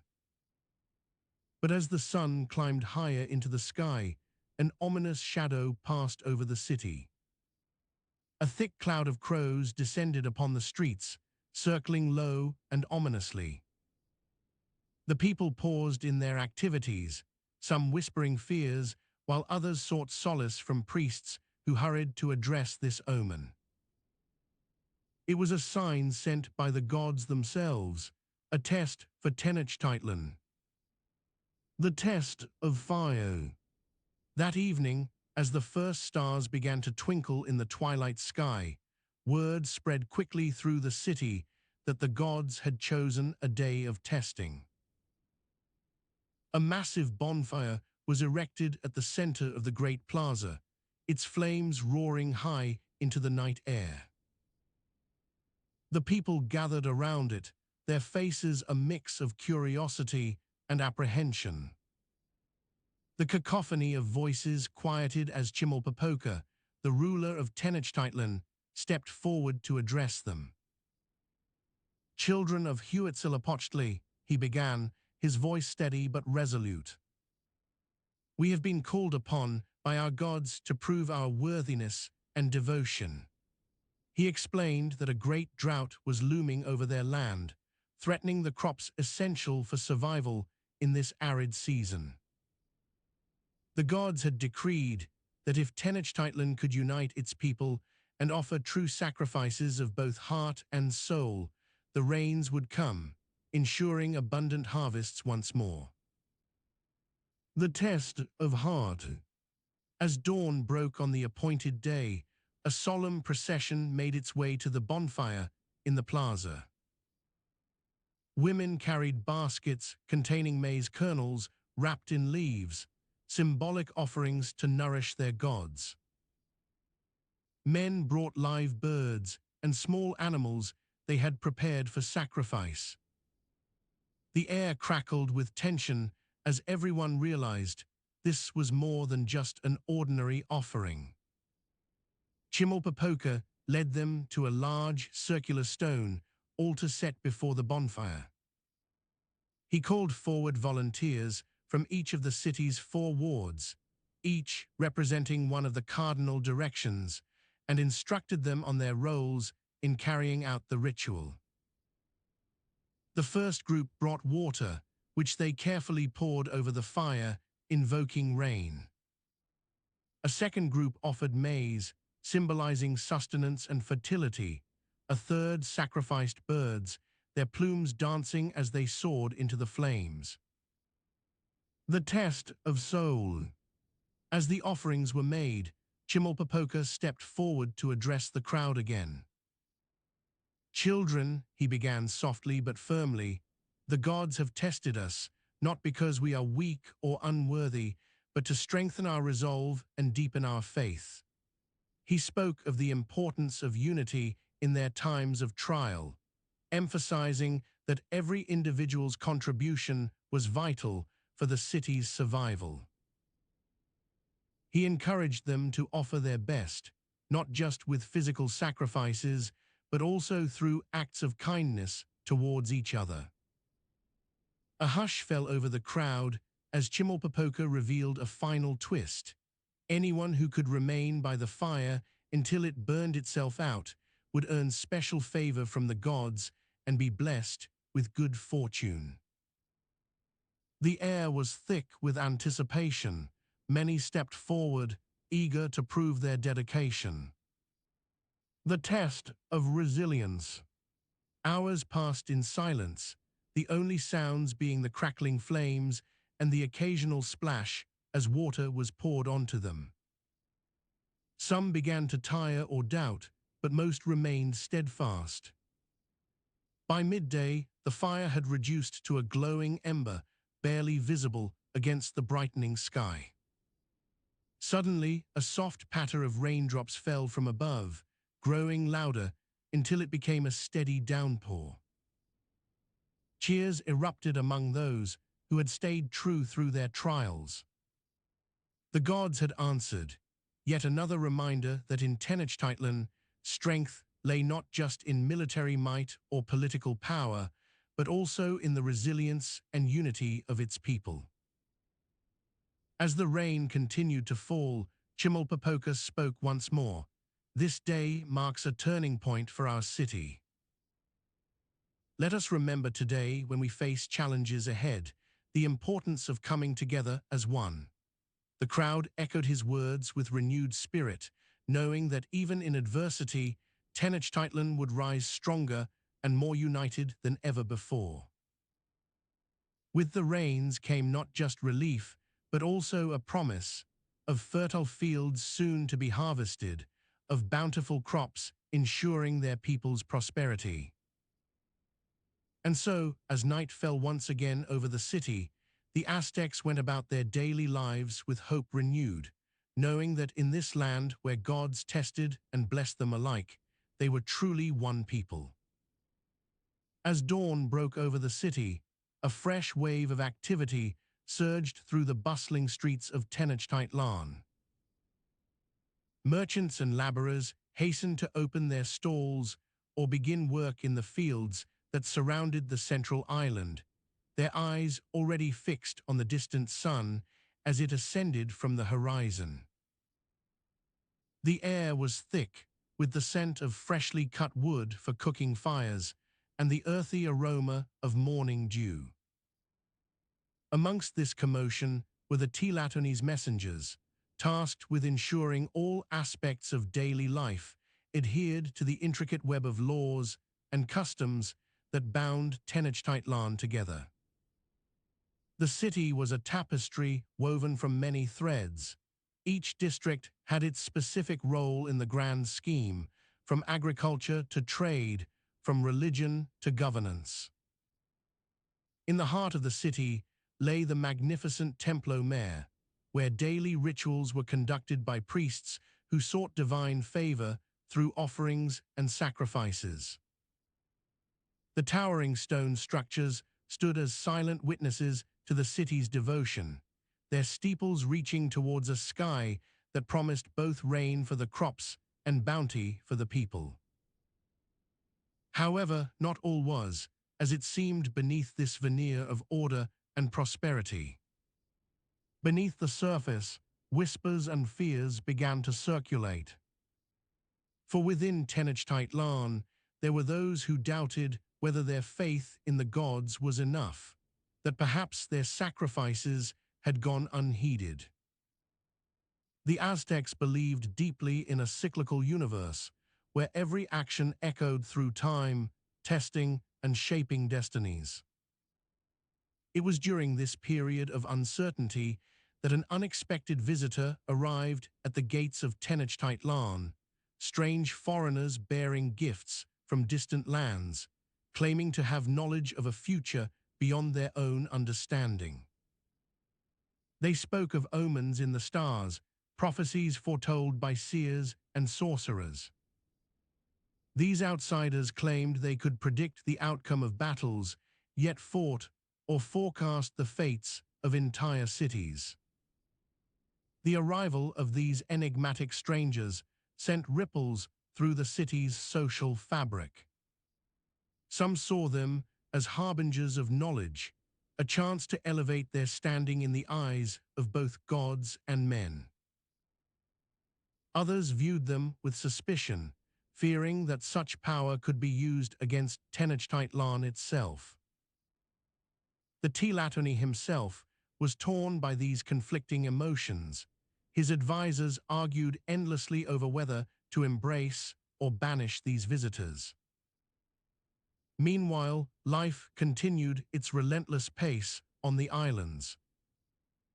Fishermen cast their nets into the calm waters of Lake Texcoco, hoping for a bountiful catch that would sustain them through long winter months ahead. Weavers and potters worked tirelessly in their workshops, crafting goods that adorned homes across the city or prepared as offerings to the gods. Yet amidst this ordinariness, subtle changes began to take hold. Farmers noticed unusual patterns in the weather. Prolonged droughts followed by unexpected floods seemed less random than they once did. Diseases spread more quickly than usual, claiming lives, with a cruel unpredictability that defied rational explanation. And then there were those who spoke of strange dreams, visions of gods demanding sacrifice or warnings of impending doom. These signs and portents served as reminders of the ever-present presence of the divine in everyday life. The Aztecs believed firmly that their world was a delicate balance, maintained by the constant interplay between human actions and celestial forces beyond their control. When these forces seemed to falter, it could only mean one thing: the gods were testing them. As night fell again over Tenochtitlan, the city's inhabitants gathered in circles of light cast by flickering torches. Stories passed from mouth to ear, tales of past tests and triumphs that reaffirmed their belief in divine favor. Despite the mounting unease, hope remained, for even as they faced uncertainty, the Aztecs knew deep within themselves that together, united under the banner of their gods, nothing could truly break them. In this moment of tension and transition, Tenochtitlan stood poised on the edge of a new era, one where faith would be put to its ultimate test. And though the path ahead was fraught with peril, it also held promise, a chance for greatness if they answered correctly, or doom if their devotion wavered. Thus, as dawn broke once more and the city resumed its daily rhythms, Tenochtitlan awaited the outcome of these trials, trials that would shape not just their present, but their very future.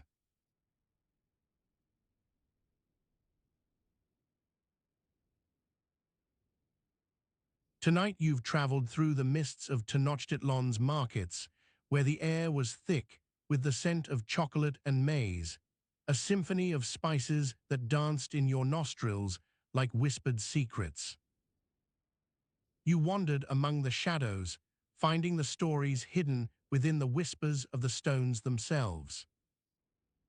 The tides of time ebbed as you followed the trail left by silent archaeologists, their discoveries filed away quietly to be pondered later. What connects these threads is not a single story, but the fabric of history itself, a tapestry woven with countless lives and secrets. Each discovery, each shadow held within the walls, tells us something about our shared past, hidden in plain sight, yet waiting for the discerning eye. If you'd like to keep exploring, gently tap like and subscribe so you don't miss the next journey. And if you feel awake enough, leave a comment and share where in the world you're listening from. As you drift towards sleep, let all this sink below the surface of thought. Let the dark and quiet take over, carrying with it the memories of Tenochtitlan's luminous skies that were suddenly shrouded by mystery. The earth is patient, waiting for us to uncover its stories in our dreams as much as in waking life.